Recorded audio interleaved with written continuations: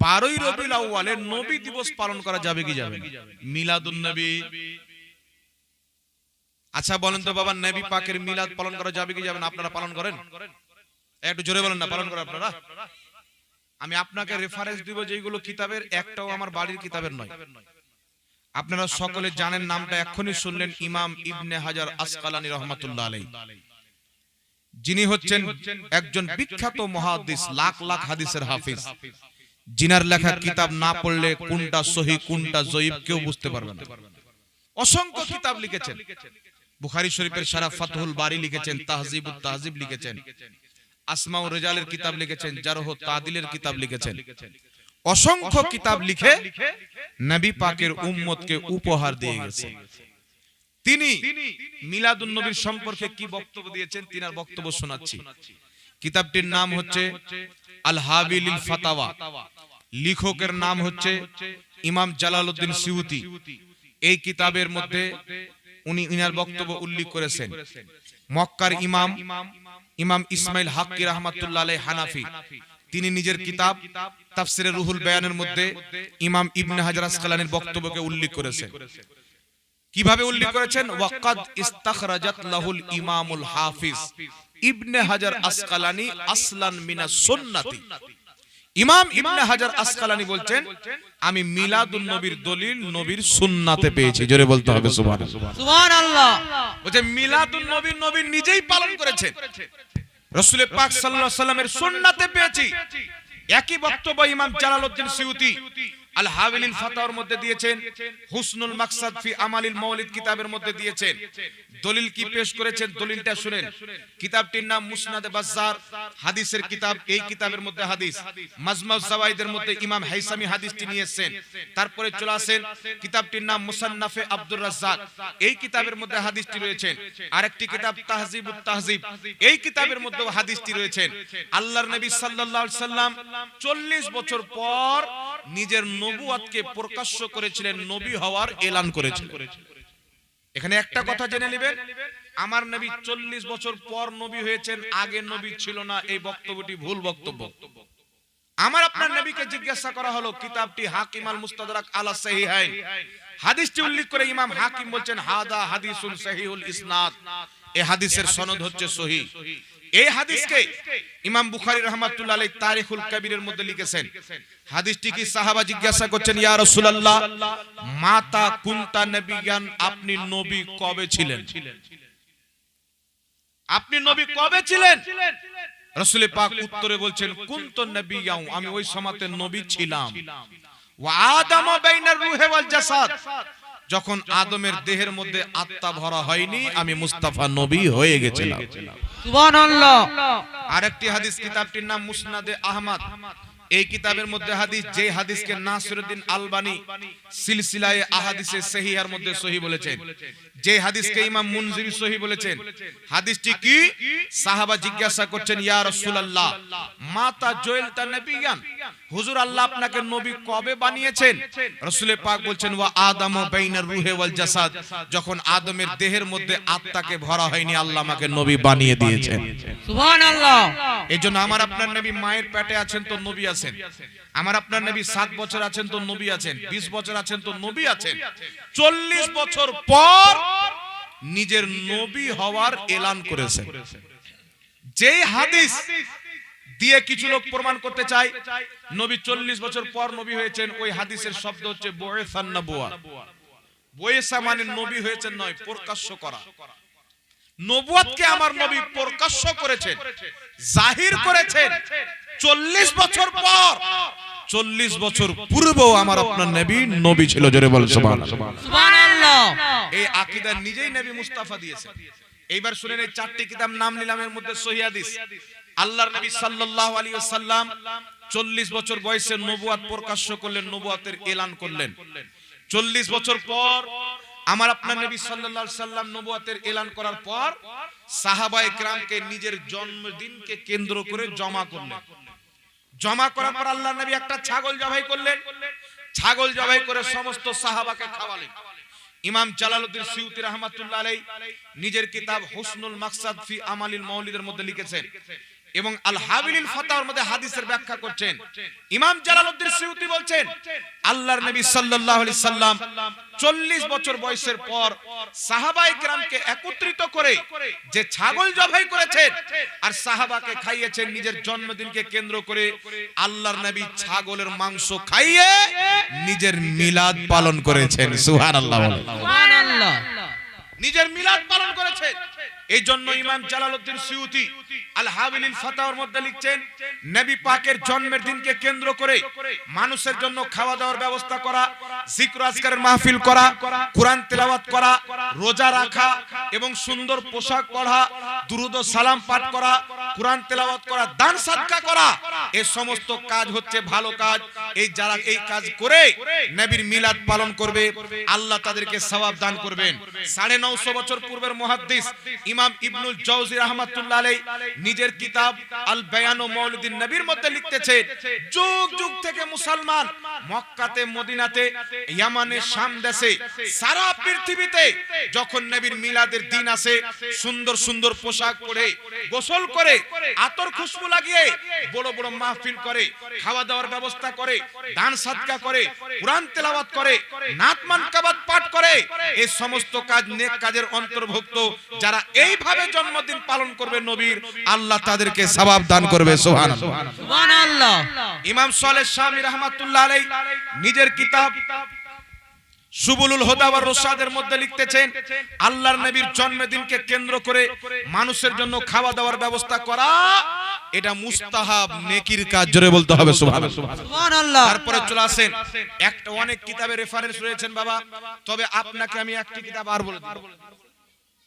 একটা কথা আর আপনাকে বলে দিই আমার জানা মতে একজন নয় দুইজন নয় আমার জানা মতে 420 জন মুহাদ্দিস এবং ইমাম যাদেরকে সবাই মানে তারা ফতোয়া দিয়ে রেখেছেন মিলাদুন নবী পালন করা যায় সুবহানাল্লাহ সুবহানাল্লাহ আমার আপনার নবী দুটি তরিকাতে মিলাদুন নবী পালন করেছেন একটি হচ্ছে রোজা রেখে মুসলিম শরীফের হাদিস আর একটি সাহাবাকে খাওয়া দাওয়া করিয়ে কেউ যদি চায় নবী এই দিন জন্মগ্রহণ করেছেন আমি রোজা রাখবো এটাও সওয়াবের কাজ কেউ যদি চায় খাওয়া দাওয়ার ব্যবস্থা করে আনন্দ প্রকাশ্য করে মাহফিল করে জিকির আজকার করে দান সাদকা করে কুরআন হাদিসের বক্তব্য দিয়ে এবং শুনে নবীর মিলাদ পালন করব এটাকেও মুহাদ্দিসিনে কেরাম জায়েজ বলেছেন আর মুহাদ্দিসদের ফতোয়া মানতে হবে বর্তমান জামানার ইয়াতিমুল ইলমদের ফতোয়া মানা যাবে না কথা বুঝতে পারছেন আর একটা কথা আপনাকে বলে দিই লামাযহাবী ভাইদের মাথার তাজ দেওবন্দি ভাইদের মাথার তাজ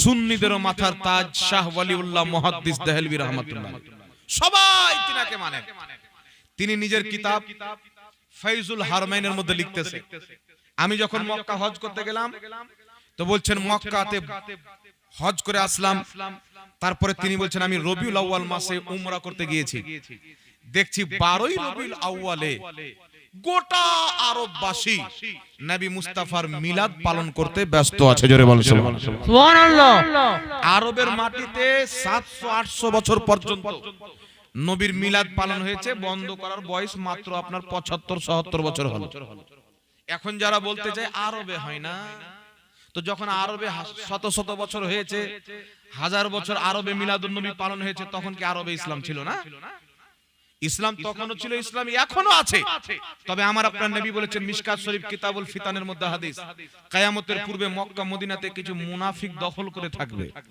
কিয়ামতের পূর্বে ওখানে জালজালা হবে তারা ভয়ে পালিয়ে যাবে হক্কানি মুসলমানদের আবার কবজা হবে যেই দিন হক্কানি মুসলমান কবজা হবে আবার মক্কা মদিনাতে মিলাদুন নবী পালন হবে সুবহানাল্লাহ শাহ ওয়ালিউল্লাহ মুহাদ্দিস দেহলভী লিখছেন যে আমরা প্রত্যেক বছর ওনার বাপের নাম হচ্ছে শাহ আব্দুর রহিম মুহাদ্দিস দেহলভী বলছেন আমার বাবা প্রত্যেক বছর নবী পাকের জন্মদিন 12ই রবিউল আউয়ালে মিলাদ পালন করতেন ছোট মোটো মুহাদ্দিস নয় লাখ লাখ হাদিসের হাফেজ তিনি বলছেন একবার 12ই রবিউল আউয়ালে স্মরণে নাই যে আজকে নবীর জন্মের দিন তো শাহ ওয়ালিউল্লাহ মুহাদ্দিস দেহলভী বলছেন হঠাৎ করে মনে আসলো যে আজকে নবীর জন্মদিন বাড়িতে কিছু নাই তিনি বলছেন যে আমাদের বাড়িতে বুট ভিজা ছিল চানা সন্ধ্যায় ভিজাই সকালে খাই কি বলেন আপনারা ছোলা ভিজা ছিল শাহ ওয়ালিউল্লাহ মুহাদ্দিস দেহলভী রাহমাতুল্লাহ আলাইহি সকলের গ্রহণযোগ্য মুহাদ্দিস মাথার তাজ তিনি বলতেছেন ওই ছোলাকে নিয়ে ফাতিহা করে মানুষকে বন্টন করে নবীর মিলাদ পালন করলাম। রাত্রিবেলা আমার বাবা স্বপ্নতে দেখছেন মুহাম্মদ রাসূলুল্লাহ এসেছেন। সুবহানাল্লাহ। মুসলিম শরীফের মধ্যে হাদিস, রাসূল পাক বলছেন মান রাআনি ফিল মানাম ফাকাদ রাআল হক, যেই ব্যক্তি স্বপ্নে আমাকে দেখলো সেই ব্যক্তি সত্য দেখলো।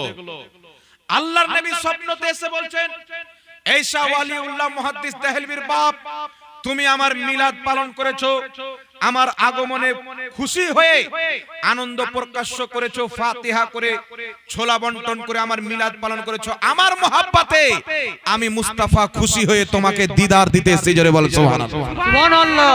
মুহাদ্দিসদের কথাতে, তাদের কিতাব থেকে প্রমাণ হয় মিলাদুন নবী পালন করাতে দুনিয়ার মানুষ নাজাজ হতে পারে, মদিনার মুস্তাফা খুশি হয়ে যায়। জোরে বল সুবহানাল্লাহ। সুবহানাল্লাহ। তো কে নারাজ হলো, কে জ্বললো, কার আগুন লাগলো দেখে কোনো লাভ নাই। মুহাদ্দিসগণ লিখেছেন মদিনার মুস্তাফা খুশি হয়, নবী যদি খুশি হয় মহান আল্লাহ কি বেজার হবে? এই জোরে বলেন, বেজার হবে? খুশি হবেন। এই জন্য মক্কা মদিনার মাটিতে বড় বড় মুহাদ্দিস, কেউ 4 লক্ষ হাদিসের হাফিজ, কেউ 5 লক্ষ হাদিসের হাফিজ, তিনারা কি করতেন? নবীর জন্মের দিনে হাতে আপনার ঝান্ডা নিয়ে, হাতে আপনার ইসলামিক ব্যানার নিয়ে তারা কি করতেন? যেই ঘরে নবী জন্ম নিয়েছেন মক্কার অলি গলিতে ঘুরে মারহাবা ইয়া মুস্তাফা এবং আসসালাতু ওয়াসসালামু আলাইকা রাসূলুল্লাহ, ইয়া রাসূলুল্লাহ এগুলো স্লোগান দিয়ে সালাম পড়ে নবী যেই ঘরে জন্ম নিয়েছেন সেখানে গিয়ে উপস্থিত হতেন, জমা হতেন, ভালো খাবারের ব্যবস্থা হতো, মুহাদ্দিসগণ বক্তব্য দিতেন, দুয়া ফাতিহা সালাম কিয়াম করে খাওয়া দাওয়া হতো। এই যে মিলাদ কিয়াম, এটা ভারতের আইটেম নয়, এটা হচ্ছে আরবের আইটেম। সুবহানাল্লাহ। এটা ভারতে চালু হয়নি, বাংলাদেশে চালু হয়নি, এই চালু হয়েছে আপনার মক্কা মদিনাতে, সেখান থেকে ভারতে এসেছেন। তাই কেউ যদি বলে মক্কা মদিনাতে কিয়াম হয় না, তার বক্তব্যটা ভুল হবে। মক্কা শরীফের ইমাম, যিনার নাম হচ্ছে ইমাম ইবনে হাজার মক্কি রাহমাতুল্লাহ আলাইহি, সকলের মাথার তাজ, লাখ লাখ হাদিসের হাফিজ, তিনি একটি কিতাব লিখেছেন, অসংখ্য কিতাব লিখেছেন। তার মধ্যে একটি কিতাব, কিতাবটির নাম হচ্ছে ফাতাওয়া হাদিসিয়া। এই কিতাবের মধ্যে লিখতেছেন যে মক্কা মদিনাতে নবী পাক সাহিবে লাউলাক সাল্লাল্লাহু আলাইহি ওয়াসাল্লামের মিলাদ পালন করা হয়। আর যারা নবী মুস্তাফার জন্মদিনকে কেন্দ্র করে খাওয়া দাওয়ার ব্যবস্থা করবে, জিকির আজকারের ব্যবস্থা করবে, কোরআন তেলাওয়াতের ব্যবস্থা করবে, আল্লাহ তাবারাক ওয়া তাআলা তাদেরকে অবশ্যই সওয়াব দান করবে। আর যারা এই কাজের মাধ্যমে নবীর মিলাদ পালন করে পুরো বছর আল্লাহ পাকের রহমত এবং বরকত লাভ করে। জোরে বলেন সুবহানাল্লাহ। সুবহানাল্লাহ। আচ্ছা বলেন তো বাবা, মুহাদ্দিসদের ফতোয়া মানবেন না আজকের মৌলবীদের মানবেন? যেই মৌলবীরা বিদআত হওয়ার নাজায়েজ হওয়ার ফতোয়া দেয়, এই মৌলবীরা যেইগুলো মুহাদ্দিসের নাম নিলাম, এদের কিতাব যদি না পড়ে তো মৌলবী হতে পারবে না। যাদের কিতাব পড়ে মৌলবী হয়ে মিলাদকে বিদআত বলে, সেইগুলো ইমাম মিলাদুন নবী পালন করেছেন এবং জায়েজ বলেছেন। সুবহানাল্লাহ। সুবহানাল্লাহ। আরেকজন বিশ্ববিখ্যাত ইমাম, যিনাকে ইমামুল হারমাইন বলা হয়, মক্কা মদিনার ইমাম ইমামুল্লাহ আলী কারি রাহমাতুল্লাহ আলাইহি একটি মিলাদুন নবীর উপরে এইরকম মোটা কিতাব লিখেছেন। কিতাবটির নাম হচ্ছে কি? মাওরিদুর রাবি ফি মাওলিদিন নববী। এই কিতাবের মধ্যে স্পষ্ট বলেছেন মিলাদুন নবী পালন করা যায়। জোরে বলেন সুবহানাল্লাহ। সুবহানাল্লাহ। কেউ নবী পাকের জন্মের দিনে মিছিল বের করে, মিছিল বের হয় কি হয় না বাবা? আমি এই বছর কালিয়াচকে ছিলাম, কালিয়াচকে দেখছি যারা বেরেলি মাসলাকের মাননেওয়ালা, সিলসিলার মাননেওয়ালা, তারাও মিছিল বের করেছে। যারা ফুরফুরা সিলসিলার মাননেওয়ালা তারাও মিছিল বের করেছে। ওদের মিছিল দেখেই ইমানটা তাজা হয়ে যায়। সবার মাথায় টুপি, পাঞ্জাবি পায়জামা পরে আছে, আর সবাই মিছিল বের করেছে। এই মিছিল কেন বের করা হয় জানেন বাবা? মিছিল নবীর জন্মদিন পালন করা মানে নবী যে একটা আল্লাহর নিয়ামত, এটা পেয়েছি বলে আল্লাহর শুকরিয়া আদায় করা। তো মিছিলের মাধ্যমেও আনন্দ প্রকাশ করা যায়। ইমাম সৈয়দ ইমাম আলভিরা মক্কি রাহমাতুল্লাহ আলাইহি, যিনার মক্কাতে বাড়ি, একটি কিতাব লিখেছেন মিলাদুন নবী। সেই কিতাবের মধ্যে তিনি কি লিখছেন? তিনি সেই কিতাবের মধ্যে লিখতেছেন কুল বিফাদলিল্লাহি ওয়া বিরাহমাতিহি ফাবিযালিকা ফালিয়াফরাহু। আল্লাহ বলছেন, মেহবুব তুমি বলো, যদি আল্লাহর নিয়ামত পাওয়া যায়, আল্লাহর রহমত পাওয়া যায়, ফজল পাওয়া যায়, তাহলে তোমরা আনন্দ প্রকাশ করো। আনন্দ তো ইমাম মোহাম্মদ সৈয়দ আলভী রহমাতুল্লাহ আলাইহি লিখতেছেন যে নবীকে পেয়ে আনন্দ প্রকাশ্য করা এটা মুসলমানদের কর্তব্য। আর যেই মুসলমান আনন্দ প্রকাশ্য করবে তার এই আয়াতের উপরই আমল হবে। এটা ইমামের বক্তব্য, আমি শোনাচ্ছি, আমি এটা নিজের পক্ষ থেকে বলি না। তো সাহাবায়ে কেরাম মিছিল বের করে আনন্দ প্রকাশ্য করেছেন, আম্বিয়ায়ে কেরাম মিছিল বের করে আনন্দ প্রকাশ্য করেছেন। সর্বপ্রথম দলিল আপনাকে দিয়ে দিই সাহাবায়ে কেরাম থেকে। কিছু লোক বলতে চাই নবী মক্কাতে জন্ম নিয়েছিলেন তো মিছিল বের হয়েছিল, মিলাদুন নবী পালন হয়েছিল, কিয়াম হয়েছিল। তো বাবা মক্কাতে নবী জন্ম নেই, তখন আবু জেহেল ছিল, উতবা সাইবা ছিল। কিন্তু নবী যখন মক্কা থেকে মদিনা যায় তখন সব সাহাবা মিছিল বের করেছিলেন, কারণ তখন মক্কাতে বড় বড়, মদিনাতে বড় বড় সাহাবা ছিল। নবী পাক আসছেন, কিতাবটির নাম কি? মুসলিম শরীফ, সহিহ মুসলিম যাকে বলা হয়। আল্লাহর নবী আসছেন, হাদিসের শব্দ ফাসাইদার রিজাল ওয়ান নিসা ফাওকাল বুয়ুত তাফাররাকাল গিলমান ওয়াল খুদ্দাম ফিত তুরুক ইউনাদুনা ইয়া মুহাম্মদ ইয়া রাসূলুল্লাহ। আল্লাহর নবী মক্কা থেকে মদিনা হিজরত করে আসবেন। ইমাম কাস্তালানি মাওয়াহিবুল্লাহ দুনিয়ার মধ্যে লিখছেন, মদিনার সাহাবারা খবর পেয়েছেন প্রত্যেকদিন গ্রাম থেকে মিছিল বের করে একটি জায়গাতে অবস্থান করে। নবী আসছেন না, আবার ফিরিয়ে নিয়ে আসে, আবার যায়, আবার ফিরিয়ে নিয়ে আসে। আর মুসলিম শরীফের হাদিস, নবী পাক এসেছেন, সাহাবায়ে কেরামদের মহিলারা ছাদের উপরে বাড়ির দরওয়াজাতে দাঁড়িয়ে গেছেন, আর বাচ্চা বাচ্চা গোলাম পর্যন্ত, যুবকরা পর্যন্ত সবাই মিছিল বের করেছেন। আর সকলের জামানে একটাই নারা, ইয়া মুহাম্মদ ইয়া রাসূলুল্লাহ, ইয়া মুহাম্মদ ইয়া রাসূলুল্লাহ। আর একটা গজল পড়তেন, তলা আল বদরু আলাইনা মিন সানিয়াতিল বিদাই ওয়াজাবা শুকরু আলাইনা মাদা আলিল্লাহি দাই। তো মিছিল বের করে বাওযু হয়ে, ভন্ডামো না করে, লাফালাফি না করে, ডিজে না বাজিয়ে যদি নবীর নাম পড়া হয়, রাসূলুল্লাহর নামের স্লোগান দেওয়া হয়, আল্লাহর নামের স্লোগান দেওয়া হয়, আল্লাহর নেক বান্দাদের নামের স্লোগান দেওয়া হয়, তাহলে ওই মিছিল বের করা নাজায়েজ নয়, বরং সাহাবায়ে কেরামের তরিকা। বলুন সুবহানাল্লাহ, সুবহানাল্লাহ। আর যেই দিন নবী মক্কা থেকে মদিনা হিজরত করে গিয়েছিলেন, ওই তারিখ কত ছিল? মুসনাদে আহমদের মধ্যে একটি হাদিস, তারিখ ছিল 12ই রবিউল আউয়াল। কত তারিখ ছিল বাবা? 12ই রবিউল আউয়াল। এই জন্য মিছিল বের করে আনন্দ প্রকাশ্য করা হয়। এই জন্য নবী পাক দুনিয়াতে এসেছেন, এই জন্য মুসলমান মিছিল বের করে। পাকিস্তানে বের হয়, ভারতে বের হয়, ইয়ামানে বের হয়, দামিশকে বের হয়, লেবাননে বের হয়, মিশরে বের হয়, আপনার আফগানিস্তানে বেরিয়েছে, কি আফগানিস্তানে বেরিয়েছে, তারপরে আপনার বিভিন্ন রকমের দেশ, যে দেশের লোক কালো কালো হয়, নাম কি? আফ্রিকা। আফ্রিকাতে পর্যন্ত মিছিল বের করে যারা শরীয়ত মোতাবেক মিছিল বের করবে জায়েজ হবে। আর সেই মিছিলে যদি কোনো হারাম কাজ ঢুকায় তাহলে সেটা বৈধ হবে না। কথা বুঝতে পেরেছেন? এই জন্য কিতাবটির নাম ফাতাওয়া ফারিদিয়া। দেওবন্দি ভাইদের বড় মুফতি কিতাবটি লিখেছেন, ফাতাওয়া ফারিদিয়া। এই কিতাবের প্রথম খণ্ডের মধ্যে লিখছেন, জিজ্ঞাসা করা হলো নবীর জন্মদিনে আনন্দ প্রকাশ্য করার জন্য মিছিল বের করা যাবে কি যাবে না? তো উত্তরে দেওবন্দি মুফতি সাহেব বলছেন, যদি জুলুসের মধ্যে শরীয়তের খেলাফ কোনো কাজ না হয়, শরীয়ত মোতাবেক জুলুস বের করে, এতে কোনো সমস্যা নাই, জায়েজ আছে। জোরে বলেন সুবহানাল্লাহ, সুবহানাল্লাহ। কথা বুঝতে পেরেছেন? এই জন্য মুসলমান যুগ যুগ থেকে নবীর মিলাদ পালন করে। এখন তো মানুষকে বলতে চাই মিলাদুন নবীর নাম রেখে দিলে স্টেজ পর্যন্ত হারাম হয়ে যায়।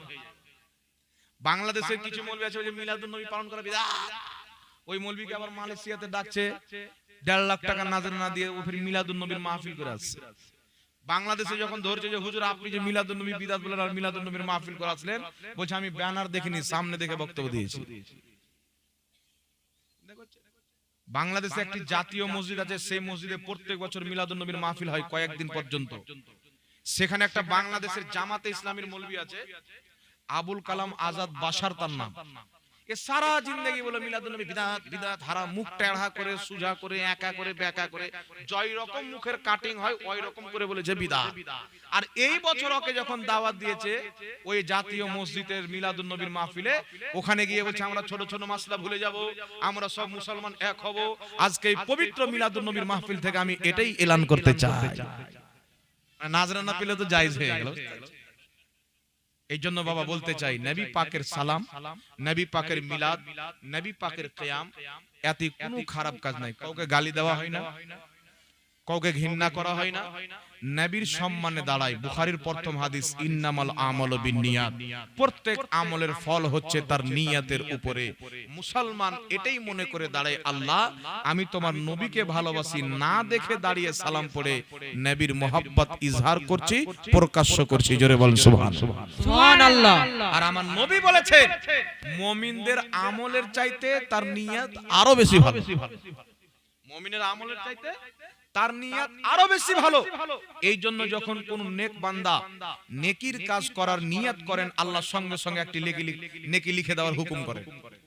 কাজটা যখন করে না, ফেরেশতা মিটাতে যায়, আল্লাহ বলেন দাঁড়াও, আমার বান্দা নিয়ত করেছে, নিয়ত করার কারণে আমি একটা নেকি দিয়ে দিলাম, মিটাইও না। সুবহানাল্লাহ। সুবহানাল্লাহ। আর যখন বান্দা খারাপ কাজ করে, যখন বান্দা হারাম কাজ করে, তো হারাম কাজ করার যখন নিয়ত করে, ফেরেশতা গুনাহ লিখতে যাবেন, আল্লাহ নিষেধ করে দেয় যতক্ষণ পর্যন্ত করবে না ততক্ষণ পর্যন্ত মিটা গুনাহটা লিখা যাবে না, কিন্তু নেকি লিখে দেওয়া হয়। আল্লাহ কত বড় রহমান। একটু জোরে বলুন তো বাবা সুবহানাল্লাহ।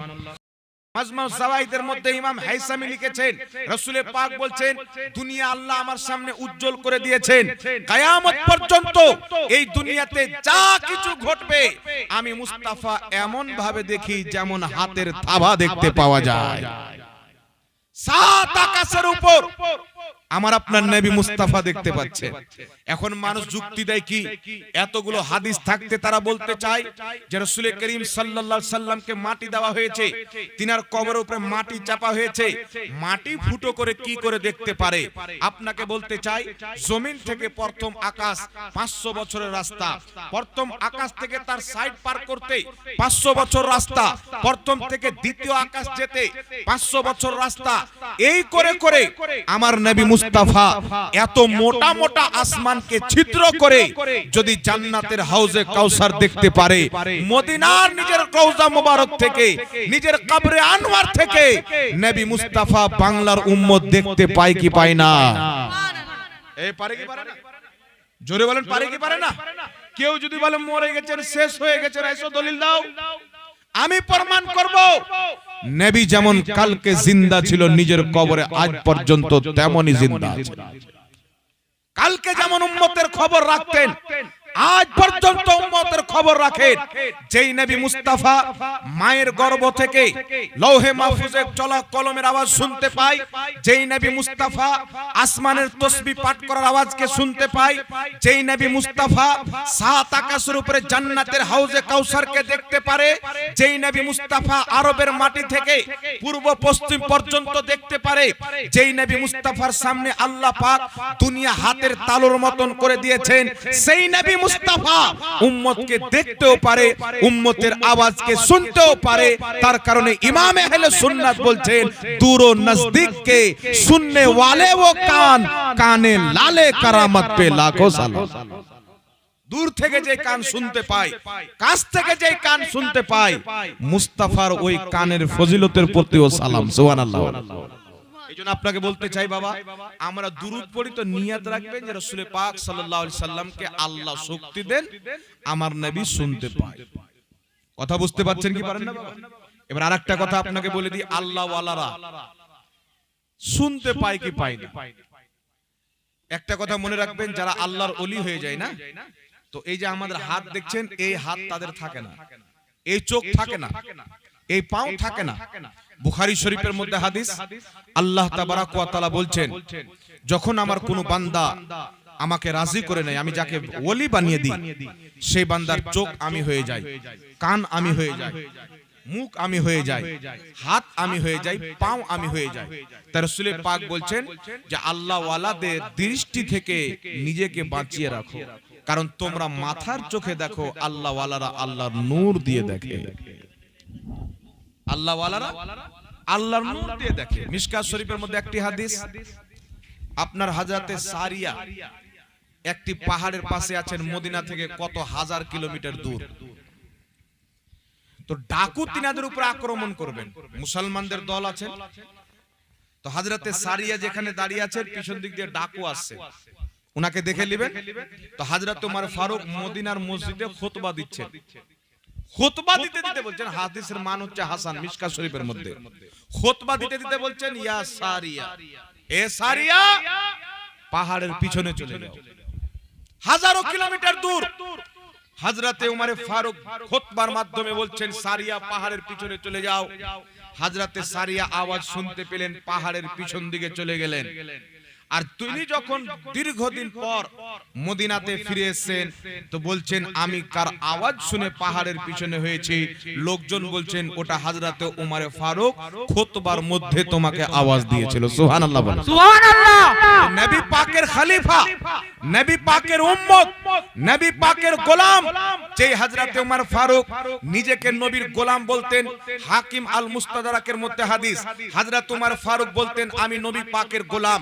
সেই হযরতে উমর ফারুক যদি নিজের আওয়াজকে 1000 মাইল দূর পর্যন্ত পৌঁছাতে পারে, আর 1000 মাইল দূর থেকে হযরতে সারিয়া যদি হযরতে উমর ফারুকের আওয়াজকে শুনতে পারে, তাহলে মুহাম্মদ রাসূলুল্লাহ জিনার মতন শক্তি আল্লাহ পৃথিবীর কাউকে দান করেননি, জিনার মতন দেখার পাওয়ার আল্লাহ কাউকে দেননি, জিনার মতন বলার শক্তি আল্লাহ কাউকে দেয়নি। সেই নবী মুস্তাফা দূরে থেকে উম্মতের আওয়াজ শুনতেও পায়, উম্মতকে দেখতেও পায়। জোরে বলেন সুবহানাল্লাহ। এই জন্য বলতে চাই বাবা, কিতাবটির নাম মাজমাউজ জাওয়াইদ, হাদিসের বিশুদ্ধ কিতাব। এই কিতাবের একটি খাসিয়াত বিশেষতা হলো যে ইমাম হাইসামি যে হাদিস লিখতেন ওই হাদিসের নিচে লিখে দেন যে হাদিসটি সহিহ না জয়ীফ না হাসান। এই হাদিসটিকে উল্লেখ করে তিনি বলেছেন হাদিসের সনদ সহিহ। হাদিস কি? রাসূল করিম সাল্লাল্লাহু আলাইহি সাল্লাম বলছেন ইন্নী হায়াতি খায়রুল লাকুম, নিশ্চয় আমার বেঁচে থাকা, জীবিত থাকা তোমাদের জন্য উপকার। ওয়া মামাতি খায়রুল লাকুম, এবার আমার ইন্তিকাল করাও তোমাদের জন্য উপকার। রাসূল পাক বলছেন আমার হায়াতও তোমাদের জন্য উপকার, আমার ইন্তিকাল করে চলে যাওয়াও তোমাদের জন্য উপকার। তারপরে রাসূল পাক বলছেন এই জন্য আমি আমার কবরে জীবিত থাকব, তোমাদের নেকি তোমাদের গুনাহ দুটোই আমি জানবো, আল্লাহ আমাকে জানাবে। যখন তোমাদের গুনাহ দেখব আল্লাহর কাছে তোমাদের হয়ে আমি ক্ষমা চাইবো, যখন তোমাদের নেক আমল দেখব আল্লাহর কাছে তোমাদের হয়ে আমি আল্লাহর প্রশংসা করব, আল্লাহ তুমি আমার উম্মতকে নেক আমল করার তৌফিক দান করেছো।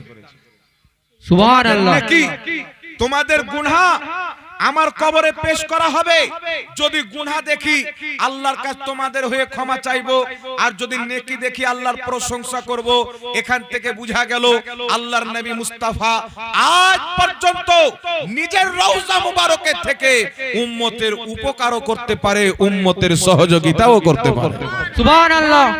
আর এটা ইসলামিক আকীদা যে আম্বিয়া আলাইহিমুস সালাম ইন্তিকালের পরেও নিজের উম্মতের হেল্প করতে পারে। একটি আপনাকে দলিল দিচ্ছি, কিতাবটির নাম মিশকাত শরীফ, মেরাজের চ্যাপ্টার খুলেন। যারা বলতে চায় ইন্তিকালের পর নবী কিছুই করতে পারে না, যদি কেউ আকীদা রাখে ইন্তিকালের পর উম্মতের নবী উপকার করতে পারে, একটি মাজমাউজ জাওয়াইদের সহিহ হাদিস আপনাকে শোনালাম, আমরা করি গুনাহ, ক্ষমা চান নবী মুস্তাফা, এটা আমাদের জন্য উপকার হলো কি হলো না? এই উপকার হলো কি হলো না? কথা বলেন। আমরা করি গুনাহ, নবী পাক আমাদের হয়ে ক্ষমা চান, এই হাদিস থেকে প্রমাণ হয়ে যায় নবী আজ পর্যন্ত উম্মতের গুনাহের ক্ষমা আল্লাহর কাছে চাইতে আছেন, যেটা উম্মতের জন্য বিশাল বড় উপকার। জোরে বল সুবহানাল্লাহ। ইমাম হযরতে ইবনে হাজার আসকালানী রাহমাতুল্লাহ আলাইহি নিজের কিতাব বুখারী শরীফের শারা ফাতহুল বারির মধ্যে লিখতেছেন রাসূল করিম সাল্লাল্লাহু আলাইহি সাল্লামের ইন্তিকালের পর অসংখ্য সালাফগণ, সালফে সালিহিনগণ আল্লাহর নবীকে স্বপ্নে দেখেছে, আবার ডাইরেক্টও দেখেছে। তারা নিজের মনের প্রশ্ন ব্যথা নবী পাককে বলেছেন, আল্লাহ তাদের প্রশ্নেরও সমাধান করেছেন, তাদের ব্যথাও দূর করে দিয়েছেন। কে করেছেন? আল্লাহর নবী। ইন্তিকালের পর আজ যদি নবী মুস্তাফা চায় আমি আমার কোন উম্মতকে সাক্ষাৎ দেব, দিতে পারে আল্লাহর দেওয়া শক্তি। সুবহানাল্লাহ বলেন। সুবহানাল্লাহ। একটা আপনাকে হাদিস শুনে দিই, কিতাবটির নাম মিশকাত শরীফ, মেরাজের অধ্যায়ের মধ্যে হাদিস। হাদিসটা সহিহ না জয়ীফ বলতে হবে না, সবাই সহিহ মানে। যারা বলতে চায় নবী ইন্তিকালের পর উম্মতের কোনো হেল্প করতে পারে না, তাদেরকে কি করা উচিত, আর যারা মানে হেল্প করতে পারে তাদেরকে কি করা উচিত, এই হাদিসে বুঝেন। রাসূল করিম সাল্লাল্লাহু আলাইহি সাল্লাম মেরাজের রাত্রিতে আল্লাহর সাথে দিদার করতে যাচ্ছেন, মুসলিম শরীফের মধ্যে হাদিস, রাসূল পাক বলেন মারারতু আলা মুসা ওয়া হুয়া ইউসাল্লি ফি কবরিহি, আমি মুসা নবীকে দেখলাম নিজের কবরে নামাজ পড়ছেন। মুসা নবীকে দেখলাম নিজের কবরে নামাজ পড়ছেন। মিশকাত শরীফের হাদিসের শব্দ কায়েমুন ইউসাল্লি, নিজের কবরে দাঁড়িয়ে নামাজ পড়ছেন। মরা মানুষ দাঁড়ায়, এখানে আপনারা সবাই জানেন মিশকাত শরীফের মধ্যে একটি হাদিস, আল্লাহর নবী বলেন মানুষ যখন মারা যায় তার সমস্ত আমলের দরজা বন্ধ হয়ে যায়, তিনটা দরওয়াজা খোলা থাকে। একটা ইলম, আমি মৌলবি হয়েছি, দুটাকে মৌলবি বানিয়েছি, মরে গেলাম, ওই দুটো আবার বানাবে, তারা আবার বানাবে, আবার বানাবে, আমার কবরে সওয়াব যেতেই থাকবে। একটা হচ্ছে সাদকা জারি, আপনি মসজিদ বানিয়ে দিয়েছেন, মাদ্রাসা বানিয়ে দিয়েছেন, আপনি মরে গেছেন, মসজিদে নামাজ হচ্ছে, মাদ্রাসায় পড়াশোনা হচ্ছে, সওয়াব কবরে যেতে থাকবে। তৃতীয় নাম্বার হচ্ছে আপনার নেক সন্তান, যাকে ভালো শিক্ষা দিয়েছেন, আপনি মরে গেছেন, আপনার নামে ইসালে সওয়াব করবে, দোয়া করবে, সব আপনার কবরে যাবে। কিন্তু নামাজ যাবে থাকবে না। মরে গেলে নামাজ পড়তে পারবে? মরা মানুষের উপর নামাজ ফরজ আছে? রোজা, হজ, যাকাত কিছুই নাই। মানুষের উপর নামাজ কখন ফরজ থাকে? একজন ব্যক্তির যদি দুটো পাও না থাকে, চেয়ারে বসে আছে, নামতেও পারে না, উঠতেও পারে না, তাহলে চেয়ারে হাত লড়াতে পারে না, তাহলে ইশারাতে নামাজ পড়বে। দুটো হাত না থাকে তো নামাজ পড়বে, কারণ আপনার মধ্যে যতদিন পর্যন্ত আত্মা আছে আপনার প্রতি নামাজ ফরজ। আত্মা বেরিয়ে গেল, নামাজ আর আপনার উপরে ফরজ না। কেন? পড়তে পারবে। নামাজ জিন্দা ব্যক্তির উপরে ফরজ, যার মধ্যে আত্মা আছে। নবী বলছেন আমি মুসা নবীকে দেখলাম, মুসলিম শরীফের হাদিস, নিজের কবরে দাঁড়িয়ে নামাজ পড়ছেন। মুসনাদে আবু ইয়ালার মধ্যে হাদিস, রাসূল পাক বলেন আল আম্বিয়া ও আহইয়াউন ফি কুবুরিহিম ইউসাল্লুন, আল্লাহর প্রত্যেক নবী নিজের কবরে জিন্দা আছেন। তাহলে কি বুঝতে পারলেন? আল্লাহর নবী জিন্দা আছেন তবেই নামাজ পড়ছেন। আর শুধু আত্মার জগতের জিন্দা নয়, তাদের দেহের মধ্যে আল্লাহ পাক আত্মা ভরে দিয়েছেন। যেমন দুনিয়াতে জিন্দা ছিলেন, নিজের কবরেও জিন্দা আছেন। সুবহানাল্লাহ। এই জন্য কিতাবটির নাম মিশকাত শরীফ, 122 পৃষ্ঠার মধ্যে হাদিস, আল্লাহর নবী বলছেন ইন্নাল্লাহা হারামা আলাল আরদি আন তাকুলা আজসাদাল আম্বিয়া ফানাবিয়ুল্লাহি হাইয়ুন ইরযাকু। আল্লাহর হাবিব বলছেন ইন্নাল্লাহা, নিশ্চয়ই আল্লাহ, হারামা, হারাম করেছেন, আলাল আরদ, জমিনের উপরে, আনতাকুলা আজসাদাল আম্বিয়া, জমিন কোন নবীর দেহকে খেতে পারে না, ফানাবিয়ুল্লাহি, আল্লাহর প্রত্যেক নবী, ফানাবিয়ুল্লাহি হাইয়ুন, আল্লাহর প্রত্যেক নবী জিন্দা, আল্লাহ তাদেরকে রিজিক প্রদান করে। জোরে বলেন সুবহানাল্লাহ। সুবহানাল্লাহ। তাহলে এখন আপনাকে বলতে চাই, মুসা নবী দাঁড়ালেন কিভাবে? উনার দেহের মধ্যে যদি আত্মা না থাকে, তাহলে দাঁড়িয়ে কি করে নামাজ পড়লেন? মিশকাত শরীফ মেরাজের অধ্যায় হাদিস, রাসূল পাক বলেন যখন আমি উপস্থিত হলাম মসজিদ আকসাতে, প্রত্যেক নবী আমার পিছনে নামাজ পড়লেন। আদম নবী কবর থেকে বেরিয়েছে, ইব্রাহিম নবী কবর থেকে বেরিয়েছে, মুসা নবী কবর থেকে বেরিয়েছেন, যত নবী ইন্তিকাল করেছেন আপন আপন কবর থেকে বেরিয়েছে, আমার আপনার নবীর পিছনে মসজিদে আকসায় মুক্তাদি হয়ে নামাজ পড়ছেন। এখন আপনারা বলেন, নবীগণ যদি কবরে ইন্তিকালের পর কোথাও না যেতে পারে, তাহলে মিরাজের হাদিস অস্বীকার করতে হবে কি হবে না? কারণ প্রত্যেক নবী মসজিদ আকসায় নামাজ পড়তে আসলেন। তো যদি আদম আলাইহিস সালাম হাজারো বছর পর নিজের কবর থেকে বেরিয়ে মসজিদে আকসা আসতে পারে, তারপরে নবী বলছেন প্রথম আকাশে গেলাম, আদম আলাইহিস সালাম উপস্থিত আছেন, 6 নম্বর আকাশে গেলাম, মুসা নবী উপস্থিত আছেন, আল্লাহর নবী মিরাজে বেরিয়ে গেলেন, মুসা নবী নিজের কবরে নামাজ পড়ছেন, নবী দেখলেন, মসজিদে আকসাতে যাচ্ছেন, সেখানেও মুসা নবী নবীর পিছনে নামাজ পড়ছেন, 6 নম্বর আকাশে যাচ্ছেন, নবী বলছেন 6 নম্বর আকাশে দেখছি মুসা নবী দাঁড়িয়ে আছে। সুবহানাল্লাহ। জোরে হবে না সুবহানাল্লাহ? সুবহানাল্লাহ। এখানে আপনাকে বুঝতে হবে যে আল্লাহর নবী আমরা যেমন মরে আমাদের দেহ খেয়ে নাই তেমন নয়, তাদেরকে আল্লাহ ফুল পাওয়ার দিয়েছেন। ইন্তিকালের পর যেখানে ইচ্ছা আল্লাহর নবী যেতে পারে। জোরে বলতে হবে সুবহানাল্লাহ। সুবহানাল্লাহ। এবার আপনাকে একটা কথা বলি, নবী পাক মেরাজে গেলেন, তো মেরাজ থেকে আসছেন, তো 6 নম্বর আকাশে মুসা নবী দাঁড়িয়ে আছেন। মুসা আলাইহিস সালাম বলছেন ইয়া রাসূলুল্লাহ, ইয়া হাবিবাল্লাহ, আল্লাহ পাক আপনার উম্মতের জন্য কি তোহফা দিয়েছেন, কি নিয়ে আসলেন আল্লাহর কাছ থেকে? তো আমার আপনার নবী বলছেন 50 ওয়াক্তের নামাজ। সুবহানাল্লাহ হবে না? সুবহানাল্লাহ। সবাই আপনারা শুনেছেন, তবে এখানে একটা পয়েন্ট আছে, ওটা বয়ান করতে চাই।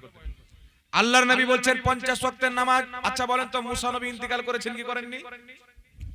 কথা হচ্ছে কোথায়? 6 নম্বর আকাশ। 6 নম্বর আকাশ কত দূর? প্রথম আকাশ, প্রথম জমিন থেকে প্রথম আকাশ 500 বছর, তার সাইড পার করতে 500, তার উপর থেকে দ্বিতীয় আকাশ 500, তার সাইড পার করতে 500, এইভাবে 7 আকাশ পার করে আপনি হিসাব করলেন। আর 5 আকাশকে পার করে 6 আকাশ পার করে তার উপরে মুসা নবী। আল্লাহর নবী বলছেন 50 ওয়াক্তের নামাজ নিয়ে আসলাম। মুসা আলাইহিস সালাম বলছেন হুজুর জান কিছু কমিয়ে এলেন, আপনার উম্মত পারবে না। আল্লাহর নবী গেলেন, 5 ওয়াক্তের নামাজ কমানো হলো। আবার নবী পাক আসছেন, মুসা নবী দাঁড়িয়ে আছেন, হুজুর কি খবর? বলছেন 5 ওয়াক্তের কমা হলো। মুসা আলাইহিস সালাম বলছেন আবার চলে যান। রাসূলে কায়নাত সাল্লাল্লাহু আলাইহি সাল্লাম আবার গেলেন, আবার 5 ওয়াক্তের কমানো হলো। এই করে করে মুসা নবী আমার আপনার নবীকে 45 ওয়াক্তের নামাজ কম করালেন। 9 বার পাঠালেন, 45 ওয়াক্তের নামাজ কম করালেন। এখন আপনাকে বলতে চাই, সর্বপ্রথম নামাজ আল্লাহ দিয়েছিলেন 50 ওয়াক্তের। মুসা নবীর পরামর্শে আল্লাহর নবী গিয়ে গিয়ে 45 ওয়াক্তের কমালেন। আর এই ঘটনা ঘটছেন, মুসা নবী আমাদের উপর থেকে 45 ওয়াক্তের নামাজকে কমিয়ে দিচ্ছেন পরামর্শ দিয়ে। ইন্তিকালের পরে না আগে? ইন্তিকালের পরে। তো মুসা আলাইহিস সালাম ইন্তিকালের পরে 6 নম্বর আকাশে আল্লাহর নবীকে পরামর্শ দিয়ে 45 ওয়াক্তের নামাজকে কমালেন। এখন যারা বলতে চায় ইন্তিকালের পর নবী কোনো উপকার করতে পারে না, তারা যদি নিজের ফতোয়াতে অটল থাকে আর যদি বাপের বেটা থাকে, তাকে 5 ওয়াক্তের নামাজ নয় 50 ওয়াক্তের নামাজ পড়তে হবে। কত ওয়াক্তের নামাজ পড়তে হবে? 50 ওয়াক্তের নামাজ পড়তে হবে। কারণ 5 ওয়াক্তের নামাজ হয়েছে, 45 ওয়াক্তের নামাজ কমেছে মুসা আলাইহিস সালামের পরামর্শে, আর তিনি ইন্তিকালের পর কমিয়েছেন। তাহলে যারা বলতে চায় ইন্তিকালের পর নবী কোনো উপকার করতে পারে না, আপনারা 50 ওয়াক্তের নামাজ পড়েন। আমরা আহলে সুন্নাত ওয়াল জামাতের আকীদা, ইন্তিকালের পর নবী যদি নিজের রওজাতে হাত তুলে দেয়, আল্লাহ উম্মতের গুনাহ maaf করে দিবে, আল্লাহ উম্মতের পাপকে ক্ষমা করে দিবে। নবী মুস্তাফা ইন্তিকালের পরেও সাহায্য করতে পারে। যারা এই আকীদা রাখবে তারা 5 ওয়াক্তের নামাজ পড়বে, আর যারা বলে মরে মাটির সাথে মিশে গেছে তাদেরকে 50 ওয়াক্তের নামাজ পড়তে হবে। কথা বুঝতে পারলেন কি পারলেন না বাবা? তাহলে তারা নবীকে মরে মাটির সাথে মিশে যাওয়া তাকবিয়াতুল ঈমান কিতাবে লিখেছে। তারা যদি 5 ওয়াক্তের নামাজ পড়ে তো ভুল করছে না ঠিক করছে? তাদের ফতোয়া অনুযায়ী তো ভুল করছে, 50 ওয়াক্তের নামাজ হয়েছিল। এই জন্য বাবা আপনাকে বলতে চাই, নবীগণের মর্যাদা হচ্ছে আলাদা, আমাদের মর্যাদা হচ্ছে আলাদা। আল্লাহ তিনাদেরকে এমন রুহানি শক্তি দেন, তারা একই সমাতে নবী দেখছেন। আচ্ছা বলেন তো, মেরাজের রাত্রিতে সবচাইতে তেজ চলনেওয়ালা সাওয়ারি কার কাজ ছিল? আমাদের নবীর কাজ। বুরাক, জান্নাতি সাওয়ারি। নবী পাককে 7 আকাশ পার করে, লামাকা পার করে সিদরাতুল মুনতাহা নিয়ে গেলেন, আরশে আযামে নিয়ে গেলেন। আরশে আযাম 7 আকাশ লামাকা পার করে বহু দূরে। আর যদি আপনি দুনিয়ার কোন রকেটে যান, জমিন থেকে প্রথম আকাশ 500 বছর লেগে যায়। তাহলে আপনি বলেন তো বাবা, সবচাইতে তেজ রাফতার সাওয়ারি কোনটা? বুরাক। কত মিনিটে গিয়েছিলেন? সেকেন্ডও লাগেনি। গেলেন, আল্লাহর সাথে দিদার করলেন, নবীদের নামাজ পড়ালেন মুহূর্তের মধ্যে। নবী আমার আসছেন তো দরজা খুলেছিলেন, জিঞ্জির হিল চলে এখনো হিলতি আছে। সেকেন্ডের মধ্যে এত বুরাকের রাফতার, এত পাওয়ার। এবার আপনারা আমাকে বলেন, মুসা আলাইহিস সালামের কাছে বুরাক ছিল না। মুসা আলাইহিস সালাম নিজের কবরে নবী দেখছেন, নামাজ পড়ছেন। মুসলিম শরীফের হাদিস অস্বীকার করলে ধ্বংস হয়ে যাবে। তারপর নবী পাক বলছেন, আমি যখন আকসাতে গেলাম মুসা আমার পিছনে নামাজ পড়লেন, এটাও সহিহ হাদিস। তারপরে রাসূল বলছেন, আমি 6 নম্বর আকাশে গেলাম, সেখানে মুসা নবী আমাকে পরামর্শ দিলেন। 9 বার দেখা হলো। একই মুসা, একটা না দুটা? মুসা আলাইহিস সালাম একজন না 4-5 জন? একজন মুসা আলাইহিস সালাম নিজের কবরে নামাজ পড়ছেন। আবার মসজিদ আকসাতে নামাজ পড়ছেন, আবার নবীর পূর্বে 6 নম্বর আকাশে চলে গেছেন। তো সবচাইতে তেজ রাফতার সাওয়ারি তো নবী পাকের কাছে ছিলেন। তো এটা মানতে হবে মুসা আলাইহিস সালামের কাজ, নবুয়তের পাওয়ার, নবী বোরাকের পাওয়ার ব্যবহার করেছিলেন। মুসা আলাইহিস সালাম নবুয়তের পাওয়ার ব্যবহার করেছিলেন। তাই একই মুহূর্তে আম্বিয়ায়ে কেরাম যত জায়গায় ইচ্ছা যেতে পারে, বলেন সুবহানাল্লাহ। সুবহানাল্লাহ। একটা एग्जांपल আপনাকে আর দিয়ে দিই দলিলের আলোতে। আপনারা বলেন তো বাবা, আল্লাহর নবী সাল্লাল্লাহু আলাইহি সাল্লামের আত্মা কে কবজ করেছিলেন? মালকুল মউত ইসরাইল আলাইহিস সালাম। কেউ আজরাইল বলেন, কেউ ইসরাইল বলেন। এক জায়গায় আমি ইসরাইল আলাইহিস সালাম বলেছি, একটা লোক বলছে হুজুর নামটাই ভুল বলছেন, আজরাইল বলেন। না, আসলে ইসরাইল আলাইহিস সালাম আছে। বুঝতে পারছেন? বাংলা ভাষাতে আজরাইল সব বলে। তো হযরতে মালকুল মউত, আপনাদের পশ্চিম মেদিনীপুরে কেউ যদি মারা যায় আত্মা কবজ কে করবে? কথা বলে মালকুল মউত আজরাইল আলাইহিস সালাম।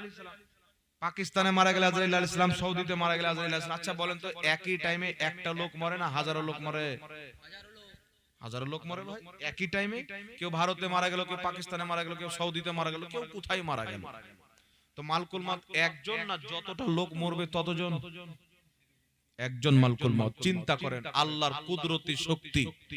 মালকুল মউতকে যখন আল্লাহ দেয়, একই টাইমে যদি কোটি কোটি লোক মারা যায়, একই মালকুল মউত কোটি কোটি জায়গাতে হাজির হয়ে যায় একই টাইমে, একই টাইমে হাজির হয়ে যায়। তো আপনারা কি মনে করেন আমার নবীর পাওয়ার কি মালকুল মউত চাইতে কম? আমার নবীর পাওয়ার যদি 7 সমুদ্র হয়, তাহলে মালকুল মউতের পাওয়ারকে যদি আমার নবীর পাওয়ারের সাথে তুলনা করা হয়, তাহলে 7 সমুদ্রের সামনে একটা লোটার পানিও মানা যাবে না। এত আল্লাহ নবীকে পাওয়ার দিয়েছেন। এই জন্য আপনাকে বলতে চাই, নবীদের সবচাইতে বড় পাওয়ার হলো মুজিজা। তিনাদের মুজিজা, আসমানে আঙ্গুল তুললে চাঁদ 2 টুকরা হয়ে যায়, ডুবা সূর্য ফিরে যায়, পাথর কলমা পড়ে নেয়। আপনার পাহাড়ে আঙ্গুল দিলে পাহাড় পানির ঝর্ণা বের করে দেয়। আমার নবী মুস্তাফা লোটাতে আঙ্গুল দিয়েছেন, নবীর 2 আঙ্গুলের মাঝ দিয়ে পানির ঝর্ণা বেরিয়ে গেছেন। তো নবীর মুজিজাকে ব্রেনে মাপা যাবে না। নবীর মুজিজা দুনিয়ার সবচাইতে বড় শক্তি, আল্লাহর দেওয়া কুদরত। জোরে বলতে হবে সুবহানাল্লাহ। সুবহানাল্লাহ। এই জন্য বলতে চাই বাবা, নবীগণকে আল্লাহ মুজিজা দেন আর ওলিগণকে কারামত দেন। এখন আমাদের এখানে অনেক আলিম উলামা বয়ান করে থাকেন যে গওস পাক মুর্দা জিন্দা করতেন, বলে কি বল না ভাই? বড় পীর আব্দুল কাদের জিলানী মুর্দা জিন্দা করতেন। এখন বর্তমানে কিছু মৌলভী বেরিয়েছেন বলে গওস পাক মুর্দা জিন্দা করতেন। এগুলো সব ভণ্ডামো, ফালতু কথা। আল্লাহ ছাড়া কেউ মুর্দা জিন্দা করতে পারে না। তো আপনারা বলেন তো বাবা, কুরআনুল কারীমের মধ্যে ঈসা আলাইহিস সালামের ঘটনা লিখেছেন, উনি মুর্দাকে জিন্দা করতেন। তো যারা বলে আল্লাহ ছাড়া কেউ মুর্দা জিন্দা করতে পারে না, তাকে বলে যে ঈসা আলাইহিস সালামকে তুমি কি মানো? উনি তো আল্লাহর নবী। যারা অসুস্থ তাদেরকে তিনি শেফা দান করতেন, যারা অন্ধ তাদের চোখের জ্যোতি ফিরিয়ে দিতেন। আর মুর্দাকে বলতেন কুম্বে ইজনিল্লাহ, আল্লাহর হুকুমে জিন্দা হয়ে যাও, তো জিন্দা হয়ে যেত। তো গওস পাক মুর্দা জিন্দা করতেন, আর কি কোনো দলিল আছে? সমস্ত দলের গ্রহণযোগ্য ইমাম, যিনার নাম হচ্ছেন ইমাম তাজউদ্দিন সুবকি রাহমাতুল্লাহ আলাইহি, তিনি একটি কিতাব লিখেছেন। কিতাবটির নাম হচ্ছে আত-তাবকাতুল শাফিয়াতুল কুবরা। এই কিতাবের মধ্যে লিখতেছেন যে কারামত 10 প্রকার। অনেক কেউ বয়ান করেছেন, কিন্তু ইমাম তাজউদ্দিন সুবকি রাহমাতুল্লাহ আলাইহি বলছেন আমি জানি কারামত হচ্ছে 100 প্রকার। তার মধ্যে একটি প্রসিদ্ধ কারামত হচ্ছে মুর্দাকে জিন্দা করা। আর তিনি সেই কিতাবের মধ্যে একটি কারামত উল্লেখ করেছেন, যিনাকে লামাযহাবী ও মুহাদ্দিস মানেন, যিনাকে দেওবন্দি ও মুহাদ্দিস মানেন, যিনাকে সুন্নি ও মুহাদ্দিস মানেন, বহুত বড় ইমাম। তিনি নিজের কিতাব তাবকাতুশ শাফিয়াতুল কুবরার মধ্যে লিখতেছেন, কি লিখতেছেন? যে গওস পাক রাদিয়াল্লাহু তাআলা আনহু একদিন মুরগার মাংস খেলেন, একটা চাদরের উপরে হাড্ডিগুলোকে ফেললেন, আর জমা করে চাদরে ঢাকার পর বলছে কুম্বে ইজনিল্লাহ, মুর্দা জিন্দা হয়ে গেল। মুরগা জিন্দা হয়ে গেল। এটা আমার বক্তব্য নয়। ফতোয়া যদি মারতে হয় ইমাম সুবকির উপরে মারো। এখন আমি তো বয়ান করলাম তিনার কথা, তো দোষারোপ যদি হয় তা আমি হব না, তিনি হবে বাবা। কথা বলেন। আমি তো তিনার কথা কোট করে আপনাকে প্রমাণ করতে চাই মুহাদ্দিসদের কি আকীদা ছিল। আপনার পূর্বের মুসলমানদের কি আকীদা ছিল, সালাফদের কি আকীদা ছিল। আজকে সালাফি নাম রেখে আউলিয়া আল্লাহর কারামতকে অস্বীকার করে। একটা কথা মনে রাখবেন, আকীদার কিতাব শারা কায়েদে নাসাফির মধ্যে লিপিবদ্ধ রয়েছে, আল কারামাতু হাক্কুন, ওলিয়া উলিয়ার কারামত হলো সত্য। জোরে বলুন সুবহানাল্লাহ। সুবহানাল্লাহ। তো হাজার বছর পূর্বের মুহাদ্দিসগণ, শত শত বছর পূর্বের ইমাম নিজের কিতাবের মধ্যে লিখেছেন যে বড় পীর আব্দুল কাদের জিলানী গৌসে আজম মুর্দাকে জিন্দা করেছেন। পূর্বের মুহাদ্দিসদের যেটা আকীদা, আহলে সুন্নাত ওয়াল জামাতেরও সেটাই আকীদা। এখন এই না পেরে কি করে হতে পারে, আমরা কেন পারি না? তো তুমিও পেরে নিবে, তো তোমার মধ্যে আর আল্লাহর ওলির মধ্যে তফাৎ কি থাকবে নাকি বলেন? এবার আপনাকে কোরআন থেকে কারামত প্রমাণ করছি, শুনেন। কোরআন দ্বারা কারামত প্রমাণিত। আল্লাহ পাকের কোরআন হুদহুদ নামক পাখি সুলেমান আলাইহিস সালামকে এসে বলছেন, বিলকিস উনি একজন অমুসলিম, তো বলছেন হুজুর ওকে যদি আপনি দাওয়াত দেন তো হয়তো ইসলাম কবুল করে নেবে। সুলেমান আলাইহিস সালাম চিঠি পাঠালেন, সব ব্যবস্থা হলো, উনি আসতে রাজি হলেন। উনি একটা কারামত দেখতে চাইলেন, মুজিজা দেখতে চাইলেন।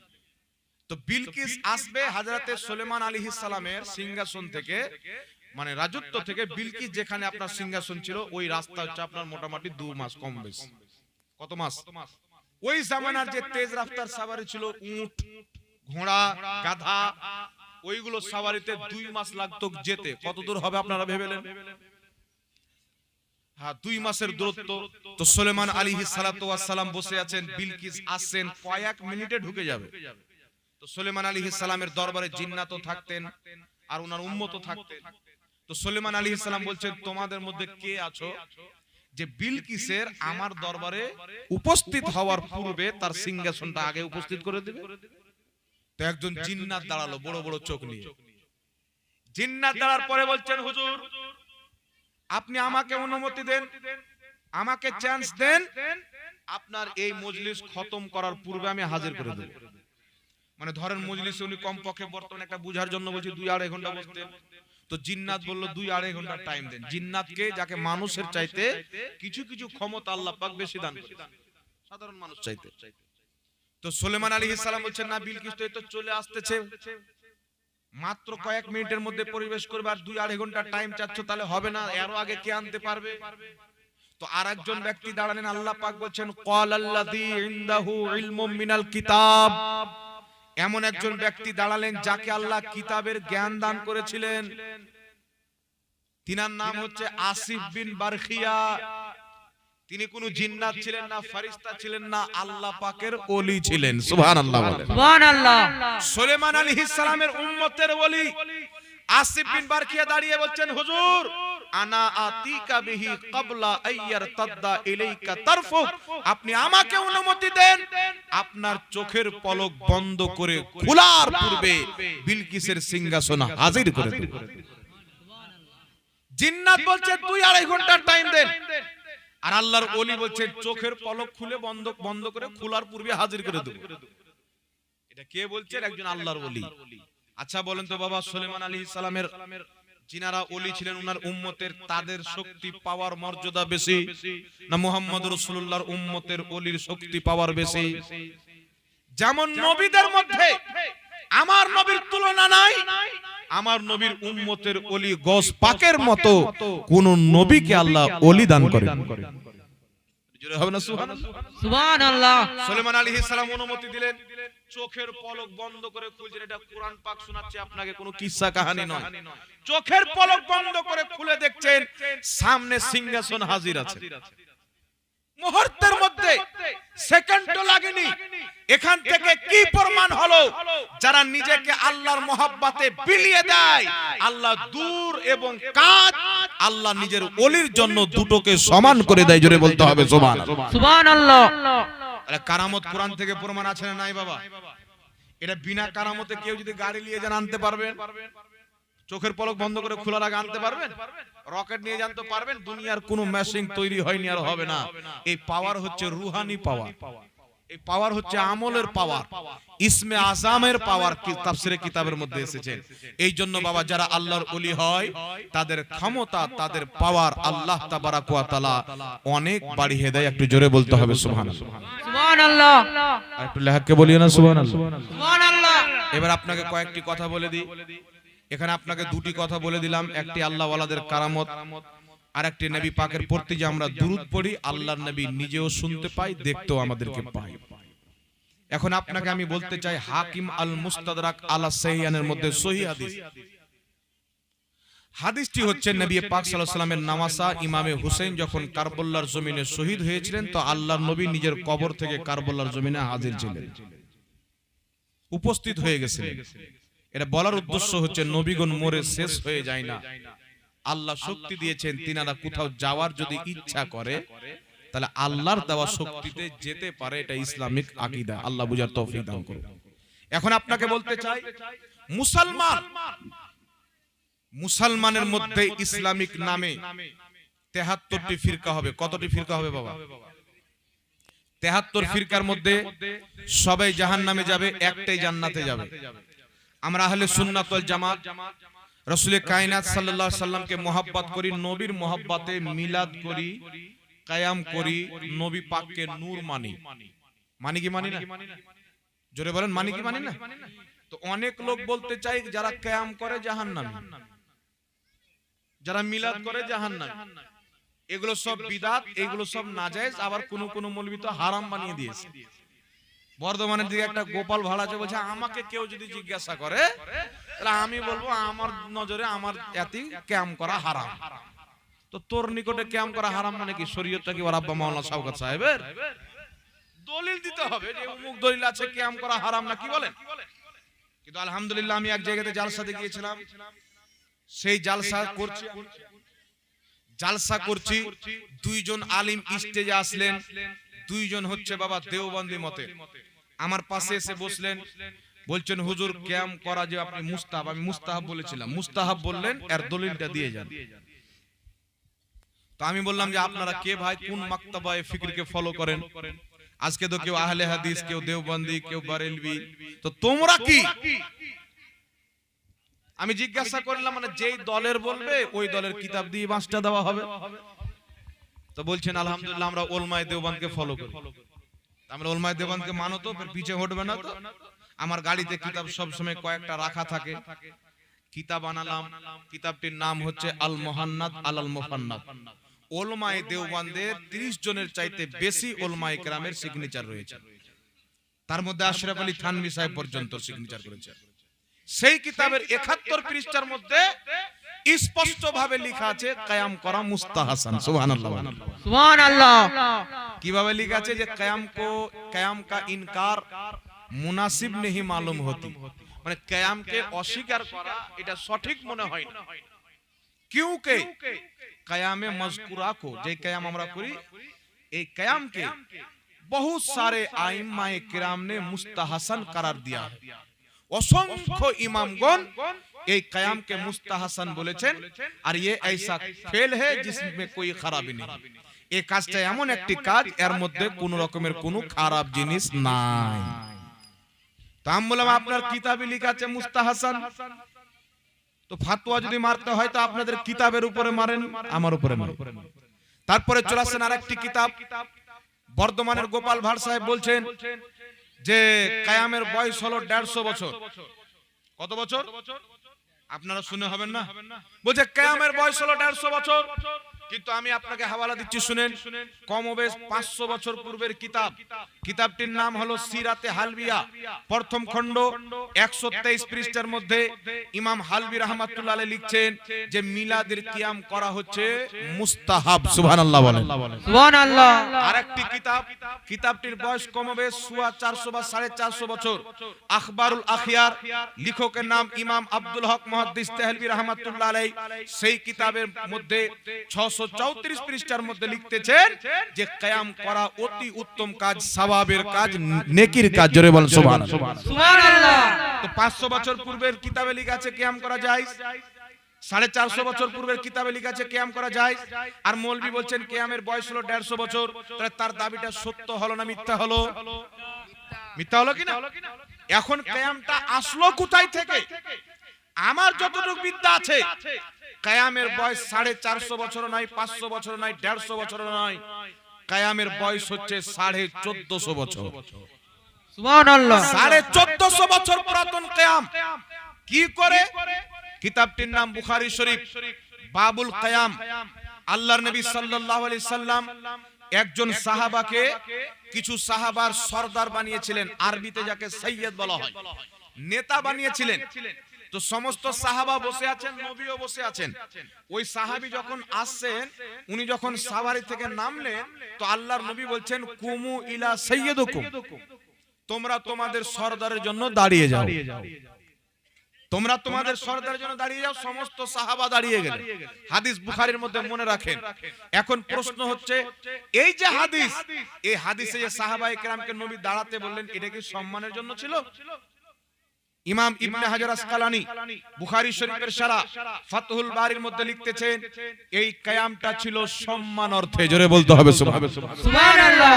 আরেকটি কিতাব আপনাকে বলে দিই, ইমাম নববী রাহমাতুল্লাহ আলাইহির লেখা কিতাব, কিতাবটির নাম হলো আল কিয়ামু লি আহলিল ফজল, সম্মানিত ব্যক্তির সম্মানে দাঁড়ানো। এই কিতাবটার নাম দিয়ে কিতাব লিখেছেন।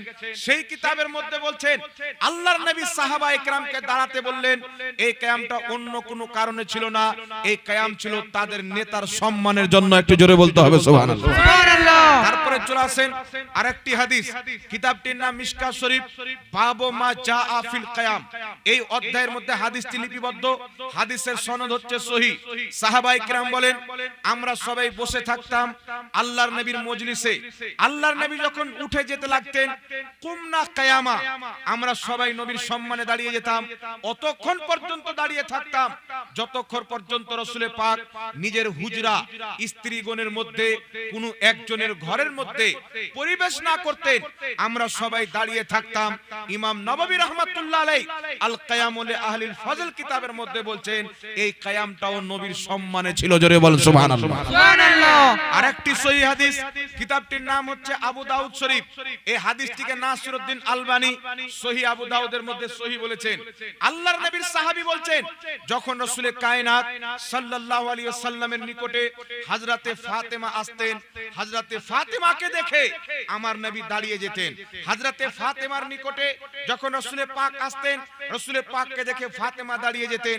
হযরতে ফাতেমা নবী পাকের হাতকে চুমুন দিতেন। এই হাদিসকে উল্লেখ করে ইমাম নববী রাহমাতুল্লাহ আলাইহি বলছেন, এটাও প্রমাণিত যে নবী ফাতেমার সম্মানে দাঁড়িয়েছেন, ফাতেমা নবীর সম্মানে দাঁড়িয়েছেন। এই রকম একাধিক হাদিস পাওয়া যায়, যার কারণে ইমাম বাইহাকি রাহমাতুল্লাহ আলাইহির বক্তব্য ইমাম ইবনে হাজার আসকালানী ফাতহুল বারীর মধ্যে উল্লেখ করে বলেছেন। ইমাম বাইহাকি বলছেন, ন্যায়পরায়ণ বাদশার জন্য, সম্মানিত ব্যক্তির জন্য পীর মাশায়েখের সম্মানে দাঁড়িয়ে কিয়াম করা বৈধ আছেন, সম্মানে দাঁড়ানো জায়েজ আছেন।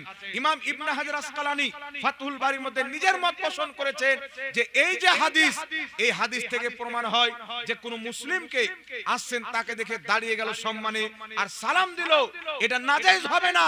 ইমাম ইবনে হাজার আসকালানী বলছেন, এটা হবে মুস্তাহাব অর্থাৎ সওয়াবের কাজ। জোরে বলতে হবে সুবহানাল্লাহ। সুবহানাল্লাহ। এর কারণে ইমাম হালবি রাহমাতুল্লাহ আলাইহি সিরাতে হালবিয়া প্রথম খণ্ড 123 পৃষ্ঠা, বাইরুত লেবাননের ছাপ, সেই কিতাবের মধ্যে লিখতেছেন, মিলাদের কিয়াম করা হচ্ছে মুস্তাহাব। তার কারণে ইমাম মুল্লা আলী কারি নিজের কিতাব মিশকাতে সারা মিরকাতের মধ্যে দীর্ঘ আলোচনা করে সারমর্ম বয়ান করেছেন, আল কিয়ামু আলা ওয়াজহিল বিররি ওয়াল ইকরামে জায়েজুন, সম্মানিত ব্যক্তির সম্মান অর্থে কিয়াম করা, দাঁড়ানো জায়েজ আছে। এখন প্রশ্ন হলো, সাহাবা দাঁড়িয়েছেন নবীকে দেখে, ফাতেমা দাঁড়িয়েছেন নবীকে দেখে, নবী দাঁড়িয়েছেন ফাতেমাকে দেখে, তোমরা কি নবীকে দেখতে পাও? তোমাদের সামনে কি নবী আসে? তাহলে তোমরা কেন দাঁড়াও? ইমাম কাজী আয়াজ রাহমাতুল্লাহ আলাইহি নিজের কিতাব শেফা শরীফের মধ্যে লিখতেছেন, যেইভাবে সাহাবায়ে কেরাম রাসূলে কায়নাতকে দেখে সম্মান করেছেন, একই ভাবে কিয়ামত পর্যন্ত না দেখে সম্মান করা জায়েজ আছে। বলেন সুবহানাল্লাহ। আর একটু জোরে হবে না সুবহানাল্লাহ? সুবহানাল্লাহ। এই জন্য বিরাদর ইসলাম, আমরা নবী পাককে না দেখে নবীর মুহাব্বতে দাঁড়াই। সুবহানাল্লাহ হবে না? দ্বিতীয় নাম্বার প্রশ্ন হচ্ছে ইয়া নবী সালামু আলাইকা কোন হাদিসে আছে? এটা প্রশ্ন আছে কিনা? সর্বপ্রথম একটা কথা মনে রাখবেন, দুরূদ এবং সালাম সরাসরি হাদিসে থাকা শর্ত নয়। যারা বলতে চায় হাদিসে নাই তাই বিদআত জাহান্নামে যেতে হবে, যারা এই কথা বলতে চায়, আমার একটা চ্যালেঞ্জ থাকলো, সাল্লাল্লাহু আলাইহি ওয়াসাল্লাম কোন হাদিস আছে দেখাও। হাদিস কাকে বলে? মৌলভী সাহেব স্টেজে উঠে গেল, স্টেজে উঠার পর বলছে এটা হচ্ছে নবীর দেওয়া টুপি, এটা হচ্ছে ভারতের মৌলভীদের টুপি, কোনটা নেবেন? তো সবাই বলবেন নবীরটা নেব, স্বাভাবিক ব্যাপার নাকি বলেন? তো বলছে দুরুদে ইব্রাহিম আল্লাহুম্মা সাল্লি আলা মুহাম্মাদিন ওয়া আলা আলি মুহাম্মাদ কামা সাল্লাইতা আলা ইব্রাহিম ওয়া আলা আলি ইব্রাহিম ইন্নাকা হামিদুম মাজিদ। এটা নবীর দেওয়া দুরূদ। আর ইয়া নবী সালামু আলাইকা এটা হচ্ছে মৌলভীদের দেওয়া দুরূদ, তো আপনি কোনটা নেবেন? তো পাবলিক বলছে যে নবীর দেওয়াটা নেব। তবে এখানে একটা কথা মনে রাখবেন, মৌলভী যদি এটা দিয়ে থাকেন তাহলে মৌলভী নিজের বাপের শানে বানিয়ে দেয়নি, নবী পাকের শানে বানিয়ে দিয়েছে। সুবহানাল্লাহ। এইবার আপনাকে বলতে চাই, মৌলভী সাহেব বক্তব্যের শুরুতে ভালোভাবে ঘুরিয়ে বাড়িয়ে ইদিক উদিক করে প্রমাণ কি করলো যে দুরুদে ইব্রাহিম নবী দিয়েছেন, এটাই পড়ো, ইয়া নবী সালাম আলাইকা পড়া চলবে না, আল্লাহুম্মা সাল্লি আলা সাইয়্যিদিনা মাওলানা মুহাম্মদ এটাও পড়া চলবে না, নবীর দেওয়া দুরূদ পড়ো। বাকি দুরূদ বলে বিদআত হবে, আর বিদআত করলে জাহান্নামে যেতে হবে। আর ওই মৌলভী যখন বক্তব্যের মধ্যে আল্লাহর নবী সাল্লাল্লাহু আলাইহি ওয়াসাল্লামের নাম নেয়, তো নবীর নাম নিলে দুরূদ পড়তে হবে, তো বলে সাল্লাল্লাহু আলাইহি ওয়াসাল্লাম। এখানে নবীর দেওয়া দুরূদ ভুলে গেল। উচিত ছিল এখানে তার ফতোয়ায় আমল করত, দুরুদে ইব্রাহিম পড়তো, বলতো রাসূল আল্লাহুম্মা সাল্লি আলা মুহাম্মাদিন ওয়া আলা আলি মুহাম্মাদ কামা সাল্লাইতা আলা ইব্রাহিম ওয়া আলা আলি ইব্রাহিম ইন্নাকা হামিদুম মাজিদ, আল্লাহুম্মা বারিক আলা মুহাম্মাদিন ওয়া আলা আলি মুহাম্মাদ কামা বারাকতা আলা ইব্রাহিম ওয়া আলা আলি ইব্রাহিম ইন্নাকা হামিদুম মাজিদ। একবার নবীর নাম নিলে যদি একবার দুরূদ শরীফ পড়ে দুরুদ ইব্রাহিম, তাহলে 10 বার নাম নিলে 10 বার পড়তে হবে। আর বক্তব্যের মধ্যে তো 100 বার নবীর নাম হতে পারে, তাই 100 বার পড়বে, তাহলে বক্তব্য হবে না, শুধু দুরুদ হবে। তো মৌলভী সাহেব যখন ফতোয়া দিল যে দুরুদে ইব্রাহিম পড়ো, অন্য দুরুদ নয়, তাহলে তার কর্তব্য ছিল নবীর নাম নিলেও সাল্লাল্লাহু আলাইহি সাল্লামটাই পড়তে। পৃথিবীতে এমন কোন একটা হাদিস দেখান আমার নবী বলেছেন যখন আমার নাম লিবে তো সাল্লাল্লাহু আলাইহি সাল্লাম দুরূদ পড়ে, কোনো হাদিসে না। মুহাদ্দিসিনে কেরাম নবী পাকের জামানার পর যখন মুহাদ্দিসিনে কেরাম কিতাব লিখতে আরম্ভ করলেন, দেখছেন নবীর নাম লিখলে তো সালাম লিখতে হবে, দুরূদ লিখতে হবে, তিনারা শর্ট একটা দুরূদ তৈরি করলেন সাল্লাল্লাহু আলাইহি ওয়াসাল্লাম। তো যদি ইয়া নবী সালামু আলাইকা নাজায়েজ বা বিদআত হয়, তাহলে সাল্লাল্লাহু আলাইহি সাল্লাম তো আপনার কায়দা মোতাবেক বিদআত হবে, তাহলে জাহান্নামে তো আপনি আগে যাবেন না, কি বলেন? কথা আপনারা বুঝতে পারছেন না?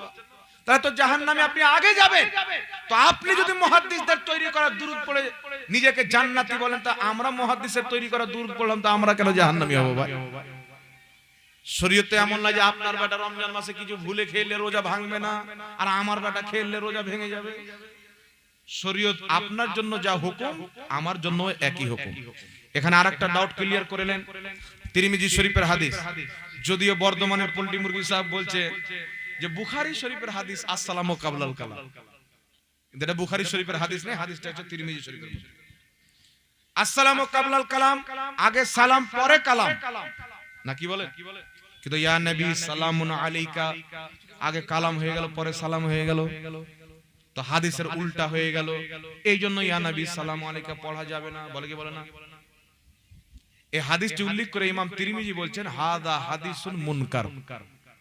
ইমাম তিরমিজি হাদিসটি লিখে তিরমিজি শরীফে হাদিসের নিচে লিখছেন হাদা হাদিসুন মুনকার। এই হাদিসটা হলো মুনকার, সহিহ নয়, দুর্বল হাদিস। তো দুর্বল হাদিস দিয়ে ইয়া নবী সালামু আলাইকাকে হারাম প্রমাণ করা যাবে না। উলামায়ে কেরাম জানেন দুর্বল হাদিস দিয়ে হারাম সাব্যস্ত হয় না। আমি আপনাকে একটা সহিহ হাদিস দিচ্ছি, আজ থেকে প্রায় 1000 বছর পূর্বের লেখা কিতাব। কিতাবটির নাম হচ্ছে শারফে মুস্তাফা। এই কিতাবের মধ্যে বিশুদ্ধ সনদে হাদিস। আরেকটি কিতাব হচ্ছে তারিখে জুরজানি। ইমাম জুরজানি রাহমাতুল্লাহ আলাইহি তারিখে জুরজানির মধ্যে কি হাদিসটি লিপিবদ্ধ করেছেন সনদ সহ। হাদিসটি কি? হযরতে মালকুল মউত আসলেন, ইয়া রাসূলুল্লাহ, ইয়া হাবিবাল্লাহ, আপনার আত্মা কবজ করতে এসেছি। তবে আল্লাহ বলেছেন, ইসরাইল, আমার নবীর আত্মা কবজ করতে যাচ্ছ, আগে তুমি নবীর কাছে পারমিশন নিবে। যদি আমার নবী অনুমতি দেয় আত্মা কবজ করবে, অনুমতি যদি না দেয় আত্মা কবজ করবে না। এই কথা হযরতে মালকুল মউত বলতেছিলেন। এমনি সময়তে হযরতে জিবরিল আলাইহিস সালাম সাইয়্যিদুল মালাইকা উপস্থিত হয়ে গেলেন, অবতরণ করলেন। তিনি সঙ্গে সঙ্গে নবী পাকের দরবারে হাজির হয়ে বলছেন, ইয়া মুহাম্মদ আলাইকাস সালাম। কি বলছেন? ইয়া মুহাম্মদ আলাইকাস সালাম। তারিখে জুরজানির মধ্যে লেখা আছে ইয়া আহমদ আলাইকাস সালাম, আর শরফে মুস্তাফাতে লেখা আছে বললেন ইয়া মুহাম্মদ আলাইকাস সালাম। দুটোতে নাম আগে, সালাম পরে। তা আমার নবী পাক বললেন না, জিবরিল তুমি ভুল সালাম দিয়েছো, আগে নাম পরে সালাম করেছো, সালামটা চেঞ্জ করো, আগে সালাম করো পরে নাম নাও। আমার আপনার নবী বলছেন ওয়া আলাইকুমুস সালাম। আমার নবী উত্তর দিয়ে সেটাকে সহি প্রমাণ করলেন। এটা সমস্ত উলামায়ে কেরাম জানেন। হাদিস হলো তিন প্রকার, একটা হচ্ছে কওলি হাদিস, একটি হচ্ছে ফেইলি হাদিস, একটি হচ্ছে তাকরিরি হাদিস। আমার নবী যেগুলো বলেছেন সেগুলো হচ্ছে কওলি হাদিস, আমার নবী যেগুলো করেছেন সেইগুলো হচ্ছে ফেইলি হাদিস। আমার নবীর সামনে কেউ কিছু করলো বললো, আমার নবী সমর্থন করলেন, তাকে বলা হয় তাকরিরি হাদিস। নবী পাকে তাকরিরি হাদিস দ্বারা স্পষ্ট প্রমাণিত আগে নবীর নাম নিয়ে পরে সালাম করা, আগে ইয়া মুহাম্মদ বলা পরে সালাম করা, আগে ইয়া নবী বলা পরে সালাম করা, আগে ইয়া হাবিব বলা পরে সালাম করা, এটা বিদআত নয়, হযরতে জিবরিল আলাইহিস সালামের সুন্নাত। জোরে বল সুবহানাল্লাহ। সুবহানাল্লাহ। কথা বুঝতে পারছেন কি বলেন? তো একটা সহিহ হাদিসের সামনে যে আমল সহিহ হাদিস দ্বারা প্রমাণিত, দুর্বল হাদিস দিয়ে ওই আমলকে অবৈধ প্রমাণ করা যাবে। কথা আমার বুঝতে পারছেন কি পারেন না বাবা? আরেকটি হাদিস আপনাকে শোনাই। কিতাবটির নাম হচ্ছে দালাইলুন নবুয়াত, লেখকের নাম হচ্ছে ইমাম বাইহাকি। দালাইলুন নবুয়াত নামে দুটি কিতাব আছে। একটি ইমাম আবু নঈম আসবাহানির লেখা কিতাব দালাইলুন নবুয়াত, একটি ইমাম বাইহাকি রাহমাতুল্লাহ আলাইহির লেখা কিতাব দালাইলুন নবুয়াত। ইমাম বাইহাকির লেখা কিতাব খণ্ড নম্বর 5, সেই কিতাবের মধ্যে হাদিস, একজন ব্যক্তি নবীর দরবারে আসলেন, আসার পরে বলছেন ইয়া রাসূলুল্লাহি আসসালামু আলাইকা কাইফা আনা। ইয়া রাসূলুল্লাহি আসসালামু আলাইকা, হে আল্লাহর রাসূল আপনার প্রতি সালাম। আমার নবী বললেন না এইভাবে কেন সালাম দিচ্ছ, আগে নাম নিয়ে পরে সালাম। ওটাও নবী পাক সমর্থন করলেন। সে বলছে হুজুর আমার ব্যাপারে কিছু বলেন। এভাবে এসে তিনি সালাম দিলেন। একাধিক কিতাবের মধ্যে অসংখ্য হাদিস রয়েছেন, সাহাবায়ে কেরাম আগে নাম পরে সালাম পাঠ করেছেন। একটু জোরে হবে না সুবহানাল্লাহ? সুবহানাল্লাহ। আরেকটা কথা এখানে বলা হয়, কুরআনুল কারীমের মধ্যে আছে আইয়ুহান নবী, ইয়া আইয়ুহান নবী, আছে না নাই? আল্লাহ পাক যেখানে নবী পাককে স্মরণ করেছেন, কোথাও ইয়া আইয়ুহার রাসূল, কোথাও ইয়া আইয়ুহাল মুজাম্মিল, কোথাও ইয়া আইয়ুহাল মুদাথথির, কোথাও ইয়া আইয়ুহান নবী। তো আল্লাহ পাক নবী পাককে কি সুন্দর সম্মান দিয়ে ডেকেছেন, ইয়া আইয়ুহান নবী, হে সম্মানিত নবী। আর বেটা তুমি ইয়া নবী বলছো, নবীকে অপমান করছো। এটাও মৌলভী সাহেবের বক্তব্য শুনতে পাওয়া যায়। আচ্ছা বলেন তো বাবা, ইয়া আইয়ুহান নবী মানে কি বললো? হে সম্মানিত নবী। তাহলে কুরআন পাকের মধ্যে আছে ইয়া আইয়ুহাল কাফিরুন, তাহলে তার কথা অনুযায়ী অর্থ কি হবে? হে সম্মানিত কাফির। নাউযুবিল্লাহ বলেন। কথা বুঝতে পারছেন? আল্লাহ কি সুন্দর সম্মান দিয়ে নবীকে ডেকেছেন, ইয়া আইয়ুহান নবী, হে সম্মানিত নবী। তাহলে ইয়া আইয়ুহাল কাফিরের অর্থ কি হবে? হে সম্মানিত কাফির। তো জোলহা মৌলভী সালামকে নাজেজ করার জন্য কুরআন পাকের মানা চেঞ্জ করছে, অর্থকে চেঞ্জ করছে। এইজন্য বিরাদর ইসলাম, ইয়া আইয়ুহান নবী এর অর্থ কি, ইয়া নবীর অর্থ কি, আমি এই ফয়সালা করব না। স্টেজে উলামায়ে কেরাম দেখছেন সবাই একটি কিতাব পড়েছেন, কিতাবটির নাম হচ্ছে শারহে জামি। কিতাবটির নাম কি? শারহে জামি। কিতাবের মধ্যে লেখা আছে ইদা ক্বালা ইয়া রাজুল ফামানাহু কামানা ইয়া আইয়ুহার রাজুল। ইয়া আইয়ুহার রাজুল বলে যেই মানা হয়, ইয়া রাজুল বলেও একই মানা হয়। ইয়া আইয়ুহান নবীর যেটা মানা, ইয়া নবীরও সেটাই মানা। জোরে বলতে হবে সুবহানাল্লাহ। সুবহানাল্লাহ। কথা বুঝতে পারছেন? কেউ যদি বলতে চায় ইয়া নবী বলা মানে নবীকে অপমান করা, তাহলে আপনি তাকে বলবেন যে ইয়া আল্লাহ বললে আল্লাহর অপমান হবে কি হবে না? আরে বাবা, ইয়া নবী বলে যদি নবীর অপমান হয়, ইয়া শব্দ যদি গালি হয়, তাহলে ইয়া আল্লাহ বলে তো আল্লাহরও তো অপমান হবে। আর সবাই আল্লাহ বলে কি বলে না? আরেকটা আপনাকে প্রশ্ন করবে যে দূর থেকে ইয়া নবী বলা যাবে না কাছ থেকে বলা যাবে? তাহলে আপনাকে একটি কিতাবের নাম বলছি, কিতাবটির নাম হলো এলালুন নূহ, দেওবন্দের ছাপ। সেই কিতাবের 42 নাম্বার পৃষ্ঠার মধ্যে লেখা আছে ইয়া শব্দ করিবের জন্য ইস্তেমাল হয়, বাইদের জন্য ইস্তেমাল হয়, অর্থাৎ ইয়া শব্দ দূরকার জন্য ব্যবহার হয়, কাছের জন্য ব্যবহার হয়। জোরে বলতে হবে সুবহানাল্লাহ। সুবহানাল্লাহ। একটা হাদিস দিয়ে আপনাকে বুঝিয়ে দিচ্ছি। কিতাবটির নাম হলো আল আদাবুল মুফরাদ। এই কিতাবের মধ্যে একটি হাদিস, হযরতে আব্দুল্লাহ ইবনে উমর কুফার মাটিতে প্যারালাইসিস হয়ে গেলেন, ডান সাইড তিনার কাজ করছেন না, ডান হাত কাজ করে না, ডান পাও কাজ করে না। উনাকে একজন তাবী পরামর্শ দিচ্ছেন, উযকুর আহাব্বান নাসি ইলাইকা, আপনি যাকে সবচাইতে বেশি ভালোবাসেন তার নাম ধরে ডাকেন, আপনার পাও ঠিক হয়ে যাবে। ফাকালা ইয়া মুহাম্মাদা, উনি ফাটাং করে কুফা থেকে বললেন ইয়া মুহাম্মদ। জোরে বলেন সুবহানাল্লাহ। এই হাদিসটা যঈফ সনদে বর্ণিত, তবে এই হাদিসের 4টা তুরুক রয়েছে। ইমাম ইবনু সুন্নি রাহমাতুল্লাহ আলাইহি আমালুল ইয়াউমি ওয়াল লাইল কিতাবের মধ্যে একটা সূত্র বয়ান করেছেন, আর ইমাম তাবারি রাহমাতুল্লাহ আলাইহি নিজের কিতাব মুজামুল কাবীর লি তাবরানির মধ্যে ইমাম তাবরানি রাহমাতুল্লাহ আলাইহি হাদিসটি উল্লেখ করেছেন। আর কোন যঈফ হাদিস যদি 2-4টা সনদে বর্ণিত হয়, একাধিক সনদে বর্ণিত হয়, ইমাম মুল্লা আলী কারি মিরকাতের মধ্যে লিখছেন যঈফ হাদিস যদি একাধিক সনদে বর্ণিত হয়, হাদিসটা হাসান পর্যন্ত উন্নতি করে হাসান লে গায়রিহি হয়ে যায়। তারপরে ইমাম ইবনে হুমাম নিজের কিতাব ফাতহুল কাদিরের মধ্যে লিখছেন দুর্বল হাদিস যদি একাধিক সূত্রে বর্ণিত হয়, হাদিসটা হাসান পর্যন্ত উন্নতি করে। ইমাম ইবনে হাজার আসকালানির একই বক্তব্য, মুহাদ্দিসিনে কেরাম বক্তব্য দিয়েছেন দুর্বল হাদিস যদি একাধিক সূত্রে বর্ণিত হয়, হাদিসটা হাসান পর্যন্ত উন্নতি করে। এই হাদিসের হাসান হওয়াতে কোনো সন্দেহ নাই, যেহেতু আব্দুল্লাহ ইবনে উমরের 4 জন ছাত্র হাদিসটা বর্ণনা করেছেন, আর তিনি কুফা থেকে ইয়া মুহাম্মদ বলে ডেকেছেন। এখন আপনাকে বলতে চাই, ইয়া নবী বললে যদি নবী অপমান হয়, ইয়া রাসূল বললে রাসূল যদি অপমান হয়, ইয়া মুহাম্মদ বললে রাসূলকে যদি অপমান করা হয়, তাহলে আপনারা বলেন এটা সাহাবায়ে কেরাম ডেকেছেন তো অপমান করেছেন না সম্মান করেছেন? সাহাবা নবীর অপমান করতে পারেন? কোনই মতে নয়। সাহাবায়ে কেরাম ডাকলেন, মুজামুল কাবীর লি তাবরানির মধ্যে হাদিস লেখা আছেন, সঙ্গে সঙ্গে তিনার পাও ঠিক হয়ে গেল, আল্লাহ ঠিক করে দিলেন। এই জন্য বাবা দূর থেকে ইয়া মুহাম্মদ, কিতাবটির নাম ফুতুহুস শাম, কমবে 1250 পৌনে 1300 বছর পূর্বের লেখা কিতাব। কিতাবটি লিখেছেন তাবাতাবেই। এই কিতাবের মধ্যে হাদিস, হযরতে খালিদ বিন ওয়ালিদ রোম দেশে মার্কেট করার জন্য এসেছিলেন। হঠাৎ করে কাফিররা হামলা করলেন, কয়েক হাজার কাফির, আর ইনারা মাত্র 100 জন ছিলেন। হযরতে খালিদ বিন ওয়ালিদ পাহাড়ের চুটির উপরে চাপলেন, আমার নবী রওজা মুবারকে দিয়ে মুখ করে বলছেন ইয়া রাসূলুল্লাহ ইয়া মুহাম্মাদা, ইয়া রাসূলুল্লাহ ইয়া মুহাম্মাদা, ইয়া রাসূলুল্লাহ ইয়া মুহাম্মাদা। নবীর ইন্তিকালের পর খালিদ বিন ওয়ালিদ নবী মুস্তাফার জান্নাতি সাহাবী দূর থেকে ইয়া রাসূলুল্লাহ বলে ইয়া মুহাম্মাদা বলে ডেকেছেন। জোরে বলেন সুবহানাল্লাহ। সুবহানাল্লাহ। আর একটা দলিল, সবচেয়ে কাছের দলিল আপনাকে দিয়ে দিই। আমরা যখন নামাজ পড়ি, নামাজের মধ্যে তাশাহুদে নবীকে সালাম দিকে দিনা, আসসালামু আলাইকা আইয়ুহান নবী বলি কি বলি না বাবা? একটু জোরে বলেন। বলি কি বলি না? আসসালামু আলাইকা আইয়ুহান নবী। আইয়ুহান নবীর অর্থ কি? আইয়ুহা শব্দটা কি? আইয়ুহা শব্দ হচ্ছে হারফে নিদা, ইয়া আইয়ুহা হচ্ছে হারফে নিদা, ইয়াও হচ্ছে হারফে নিদা, তিনটা হারফে নিদা।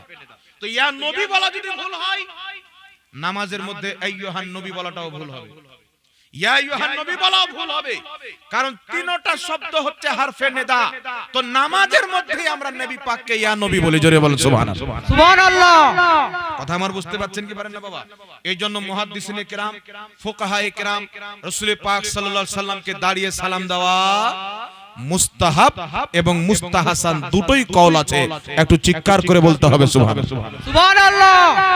আর একটা কথা বলি বাবা, বাংলাদেশের একজন মৌলভী সাহেবকে দেখলাম যুক্তি দিচ্ছেন যে নামাজের মধ্যে আমরা নবীকে বসে সালাম। সবাই জানেন ঈমানের পর সর্বোচ্চ ইবাদত হচ্ছে নামাজ। নামাজ যখন আমরা পড়ি, কিরাত করলাম দাঁড়িয়ে, তাসবিহ পাঠ করছি তো দাঁড়িয়ে, দাঁড়ানোর অবস্থায়, রুকুর অবস্থাতে, সাজদার অবস্থাতে, কিন্তু সালাম যখন দিচ্ছি তখন বসে। তাশাহুদ যখন পড়ছি বসে, নামাজ সর্বোচ্চ ইবাদত, নামাজ ফরজ করেছেন আল্লাহ, শিখিয়েছেন রাসূলুল্লাহ। তো আমরা নামাজের মধ্যে যে বসে সালাম দিই, নবী শিখিয়েছেন নবীকে বসে সালাম দেওয়াতে, আর আপনি দাঁড়িয়ে সালাম দিচ্ছেন, তো বিদআত হবে না? আচ্ছা বলেন তো বাবা, যেই মৌলভী এই কথা বলছেন, ওই মৌলভী সাহেবের বাপ দাদার মধ্যে কেউ তো মারা গেছেন? আরে দাদা না মরলে দাদার বাপ তো মারা গেছে। তাহলে ওর জানাজার নামাজ পড়েছিল তো নবী পাকের প্রতি দুরূদ সালাম দাঁড়িয়ে পড়েছিল না বসে? জোরে বলে। জানাজার নামাজে দুরূদ আছে না নাই? সালাম আছে না নাই? আল্লাহুম্মা সাল্লি আলা মুহাম্মাদিন, এই দুরূদটা আছে জানাজার নামাজে? আছে না? এটা দাঁড়িয়ে পড়ায় না, বসে পড়া হয়। আসসালামু আলাইকুম ওয়া রাহমাতুল্লাহ, আসসালামু আলাইকুম ওয়া রাহমাতুল্লাহ, বসে হয় না, দাঁড়িয়ে। একজন ব্যক্তির সাথে আমার তর্ক হচ্ছিল, বলছে হুজুর এই সালামটা আমরা ফেরেশতাকে দিই, নবীকে দিই না। আমরা ফেরেশতাকে যদি দাঁড়িয়ে সালাম দেওয়া জায়েজ হয়, তো নবীকে কেন নাজেজ হবে? নবীকে দাঁড়িয়ে সালাম দেওয়া যদি বিদআত হয়ে যায়, তাহলে ফেরেশতাকে দাঁড়িয়ে সালাম দেওয়া ডবল বিদআত হবে। কারণ নবীর চাইতে ফজিলতে ফেরেশতারা কম, না কি বল? এইজন্য মৌলভী সাহেব ভুলে গেছেন যে নামাজ তো বসে পড়ি, কিন্তু জানাজার নামাজটা দাঁড়িয়ে পড়ি। কথা বুঝতে পারছেন? আল্লাহ পাক বুঝার তৌফিক দান করুক, সকল পড়ুন আল্লাহুম্মা আমিন। এই জন্য দাঁড়িয়ে নবী পাককে সালাম দেওয়া এটা ফরজ নয়, এটা ওয়াজিব নয়, মুস্তাহাব। যারা করবে নেকি পাবে, যে করবে না তার গুনাহ হবে না। যারা হারাম নাজেজ বলবে, করনেওয়ালাকে জাহান্নামী মনে করবে, সে নিজেই জাহান্নামে যাবে। সুবহানাল্লাহ। আর একটু জোরে বলতে হবে সুবহানাল্লাহ। সুবহানাল্লাহ। একবার দুরূদ শরীফ পড়েন, আল্লাহুম্মা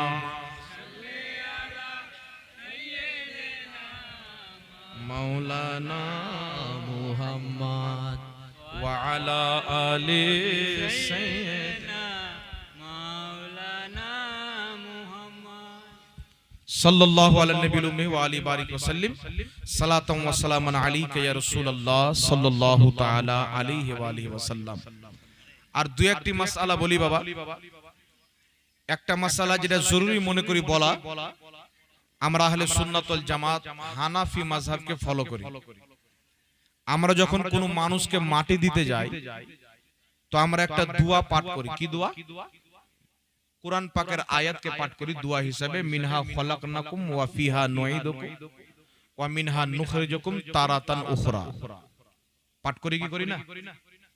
একটা দোয়া পাঠ করি। তো বর্তমানে কিছু মৌলভী সাহেব আছেন, এইগুলো ফতোয়া কিন্তু আগে ছিল না বাবা। ছিল? আপনারা হয়তো 10 বছর 15 বছর পূর্বে দেখেছেন, সবাই যেই মৌলভী নাজায়েজ বলে, ওই মৌলভীর বাপকে মাটি দেওয়া হয়েছিল মিনহা খলাকনাকুম বলে। মিথ্যা বলছে নাকি? যেই মৌলভী বলছে নাজায়েজ, আর দাদা আর 14 গোষ্ঠীকে এই দোয়া পড়েই মাটি দেওয়া হয়েছে। তবে একটা কথা মনে রাখবেন, কিতাবটির নাম হচ্ছে মুসনাদে আহমদ। মুসনাদে আহমদের মধ্যে একটি হাদিস এসেছেন, আমার আপনার নবী সাল্লাল্লাহু আলাইহি সাল্লাম নিজের মেয়ে হযরতে উম্মে কুলসুম রাদিয়াল্লাহু তাআলা আনহাকে যখন মাটি দিলেন, তো আল্লাহর নবী এই আয়াতটি পাঠ করলেন, মিনহা খলাকনাকুম ওয়া ফিহা নুঈদুকুম ওয়া মিনহা নুখরিজুকুম তারাতান উখরা। আল্লাহর নবী নিজেই দোয়াটি পড়ে মাটি দিলেন। এখন কিছু মৌলভী বলতে চায় যে হাদিসটি যঈফ। কি বলতে চাই? হাদিসটি যঈফ। আমি আপনাকে বলছি, মুসনাদে আহমদ আমার কাছে দুটি আছে, একটি হচ্ছে ভারতের ছাপ, একটি হচ্ছে বেইরুত লেবাননের ছাপ। যেটা বেইরুত লেবানন থেকে ছাপা হয়েছে, ওই মুসনাদে আহমদের যেই পৃষ্ঠায় হাদিসটা রয়েছেন, নবী নিজের মেয়ে ফাতেমাকে উক্ত আয়াত, নিজের মেয়ে উম্মে কুলসুমকে কুরআন পাকের উক্ত আয়াতটি পাঠ করে মাটি দিলেন। ওই পৃষ্ঠার হাসিয়াতে লেখা আছে ইসনাদুহু হাসান। নবী পাক নিজের মেয়েকে মিনহা খলাকনাকুম বলে মাটি দিয়েছেন। এই হাদিসটা হচ্ছে হাসান হাদিস। জোরে বলতে হবে সুবহানাল্লাহ। আমার দিকে তাকান, কোন হাদিস? হাসান হাদিস। কিছু মৌলভী বলতে চাই দুর্বল। দুর্বল হাদিস কাকে বলে বাবা? একটু লক্ষ্য করে শুনেন। আপনাদের মসজিদে ইমাম সাহেব আছে কি নাই? জোরে বলেন, আপনাদের মসজিদে ইমাম সাহেব আছে না নাই? এই জোরে বলেন, আপনাদের মসজিদে ইমাম সাহেব আছে? আপনাদের ইমাম সাহেবের একটা বাড়ি আছে, বাড়িতে কিন্তু বাবা টালি আছে। তো বৃষ্টি হচ্ছে, টালিতে আপনার সিল পড়ে পড়ে টালিগুলো ফুটো হয়ে গেছে ভেঙে ভেঙে। তো বৃষ্টি হচ্ছে, তো ইমাম সাহেব নিজের স্ত্রীকে ছেলেকে নিয়ে আছেন, আর টুকটুক করে বৃষ্টি পড়ছে আর হালকা হালকা করে ভিজছেন। তো সামনে দিয়ে একটা লোক যাচ্ছে, ওই লোকটা কিন্তু ইমাম সাহেবের বাড়ির সামনে দাঁড়িয়ে গেছে, আর দাঁড়ানোর পরে বলছে যে এই ইমাম সাহেবকে দেখো, ইমাম সাহেবের ভাঙা বাড়ি, ইমাম সাহেবের ফাটা বাড়ি, মানে ও মজা নিচ্ছে। ইমাম সাহেবের বাড়িতে বৃষ্টি পড়ছে বলে ওই ব্যক্তি মজা নিচ্ছে। যেই ব্যক্তি মজা নিচ্ছে ছোট নজরে দেখছে ওই ব্যক্তির না বাড়ি আছে না পরনে কাপড় আছে, একটা শুধু গামছা পরে আছে। তো আপনাদের গ্রামের একটা মন্ডল মাতাব্বর ওই সাইড দিয়ে হেঁটে যাচ্ছেন, ওই লোকটাকে বলছে এই তুই এখানে কি করছিস রে? তো মন্ডলকে বলছে দেখো ইমাম সাহেবের বাড়ি ফোঁটা ফোঁটা পানি পড়ছে, দেখেন ইমাম সাহেবের বাড়ি মজা নিচ্ছে। তো মন্ডল বলছে পাগলা, ইমাম সাহেবের ভাঙা ফুটা যা হোক একটা বাড়ি তো আছে, তোর তো না বাড়ি আছে না ঘর আছে না কাপড় আছে, তুই তো ন্যাংটা দাঁড়িয়ে আছিস, তোর তো মাথার উপরে কিছু নাই, তুই তো ন্যাংটা দাঁড়িয়ে আছিস। তো যারা বলতে চায় মিনহা খলাকনাকুম বলে মাটি দেওয়ার হাদিসটি দুর্বল, তো দুর্বল হলো তো আমাদের করার পক্ষে একটা হাদিস আছে, করা যাবে না, তোমার কাছে তো কিছু নাই, তুমি তো ন্যাংটা দাঁড়িয়ে আছো। কথা বুঝতে পারলেন? করা যাবে না, তোমার কাছে তো কিছু নাই। তবে মুসনাদ আহমদের হাসিয়াতে উক্ত হাদিসটিকে হাসান বলা হয়েছে। এই জন্য বিরাদর ইসলাম একটু লক্ষ্য করে শুনবেন, ইমাম নববী রাহমাতুল্লাহ আলাইহি আল আসকার কিতাবের মধ্যে লিখতেছেন দুর্বল হাদিসে আমল করা মুস্তাহাব। লা মাযহাবী আহলে হাদিসদের গুরু নিজের কিতাব ফাতাওয়া নাজিরিয়ার মধ্যে লিখতেছেন বৈধ হওয়ার জন্য, মুস্তাহাব হওয়ার জন্য দুর্বল হাদিস জয়ীফ হাদিস যথেষ্ট। ইমাম ইবনে হাজার আসকালানী বলছেন দুর্বল হাদিস ফাজাইলে আমলে গ্রহণযোগ্য। ইমাম মুল্লা আলী কারি নিজের কিতাব মিশকাতের সারা মিরকাতের মধ্যে লিখছেন দুর্বল হাদিস ফাজাইলে আমলে গ্রহণযোগ্য। বিশ্ববিখ্যাত ইমাম ইবনে হুমাম ফাতহুল কাদিরের মধ্যে লিখতেছেন দুর্বল হাদিস ফাজাইলে আমলে গ্রহণযোগ্য। একাধিক ইমাম নববী রাহমাতুল্লাহ আলাইহি আল আসকারের মধ্যে লিখছেন সমস্ত মুহাদ্দিসিন একমত জয়ীফ হাদিস আমলের ক্ষেত্রে গ্রহণযোগ্য। জোরে বলতে হবে সুবহানাল্লাহ, সুবহানাল্লাহ। অর্থাৎ দুর্বল হাদিস সেই হাদিস যদি জাল না হয়, জয়ীফ সনদের হয়, মুস্তাহাব হওয়ার জন্য, মুস্তাহাসান হওয়ার জন্য, জায়েজ হওয়ার জন্য উক্ত হাদিসটা যথেষ্ট। এই জন্য ইমাম নববী আল আসকার কিতাবের মধ্যে লিখতেছেন মৃত্যু ব্যক্তিকে যখন মাটি দিবে প্রথম লোক উঠিয়ে বলবে মিনহা খলাকনাকুম, তারপরে বলবে ওয়া ফিহা নুঈদুকুম, তারপরে বলবে ওয়া মিনহা নুখরিজুকুম তারাতান উখরা। এইভাবে মাটি দেওয়া মুস্তাহাব, নেকির কাজ, সওয়াবের কাজ। বলেন সুবহানাল্লাহ, সুবহানাল্লাহ। ইমাম মুল্লা আলী কারি রাহমাতুল্লাহ আলাইহি মিরকাতের মধ্যে লিখতেছেন উক্ত আয়াতটি পাঠ করে মাটি দেওয়া হচ্ছে মুস্তাহাব। সমস্ত লা মাযহাবী যারা বলতে চায় এই আয়াত পড়ে মাটি দেওয়া যাবে না, তাদের সবচাইতে বড় মৌলভী মুফতি আজমে সৌদি আরব ইবনে বাজ তার ফতোয়ার কিতাব মাজমুআ ফাতাওয়ার মধ্যে লিখতেছেন, তাকে প্রশ্ন করা হলো মিনহা খলাকনাকুম ইলা আখিরিল আয়াত, উক্ত আয়াতটি পাঠ করা ইনদা দাফন, দাফন করার সময়, মাটি দেওয়ার সময় উক্ত আয়াতটি পাঠ করা কি?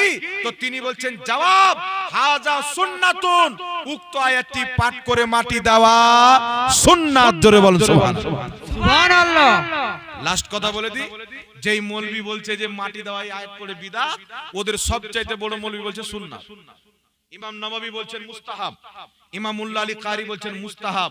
তো আমরা মুহাদ্দিসদের কথা মানবো না আজকে ফিতনা সৃষ্টি করে এই মৌলভীর কথা মানবো? জোরে বলেন, এই জোরে বলেন, এতে মানা যাবে?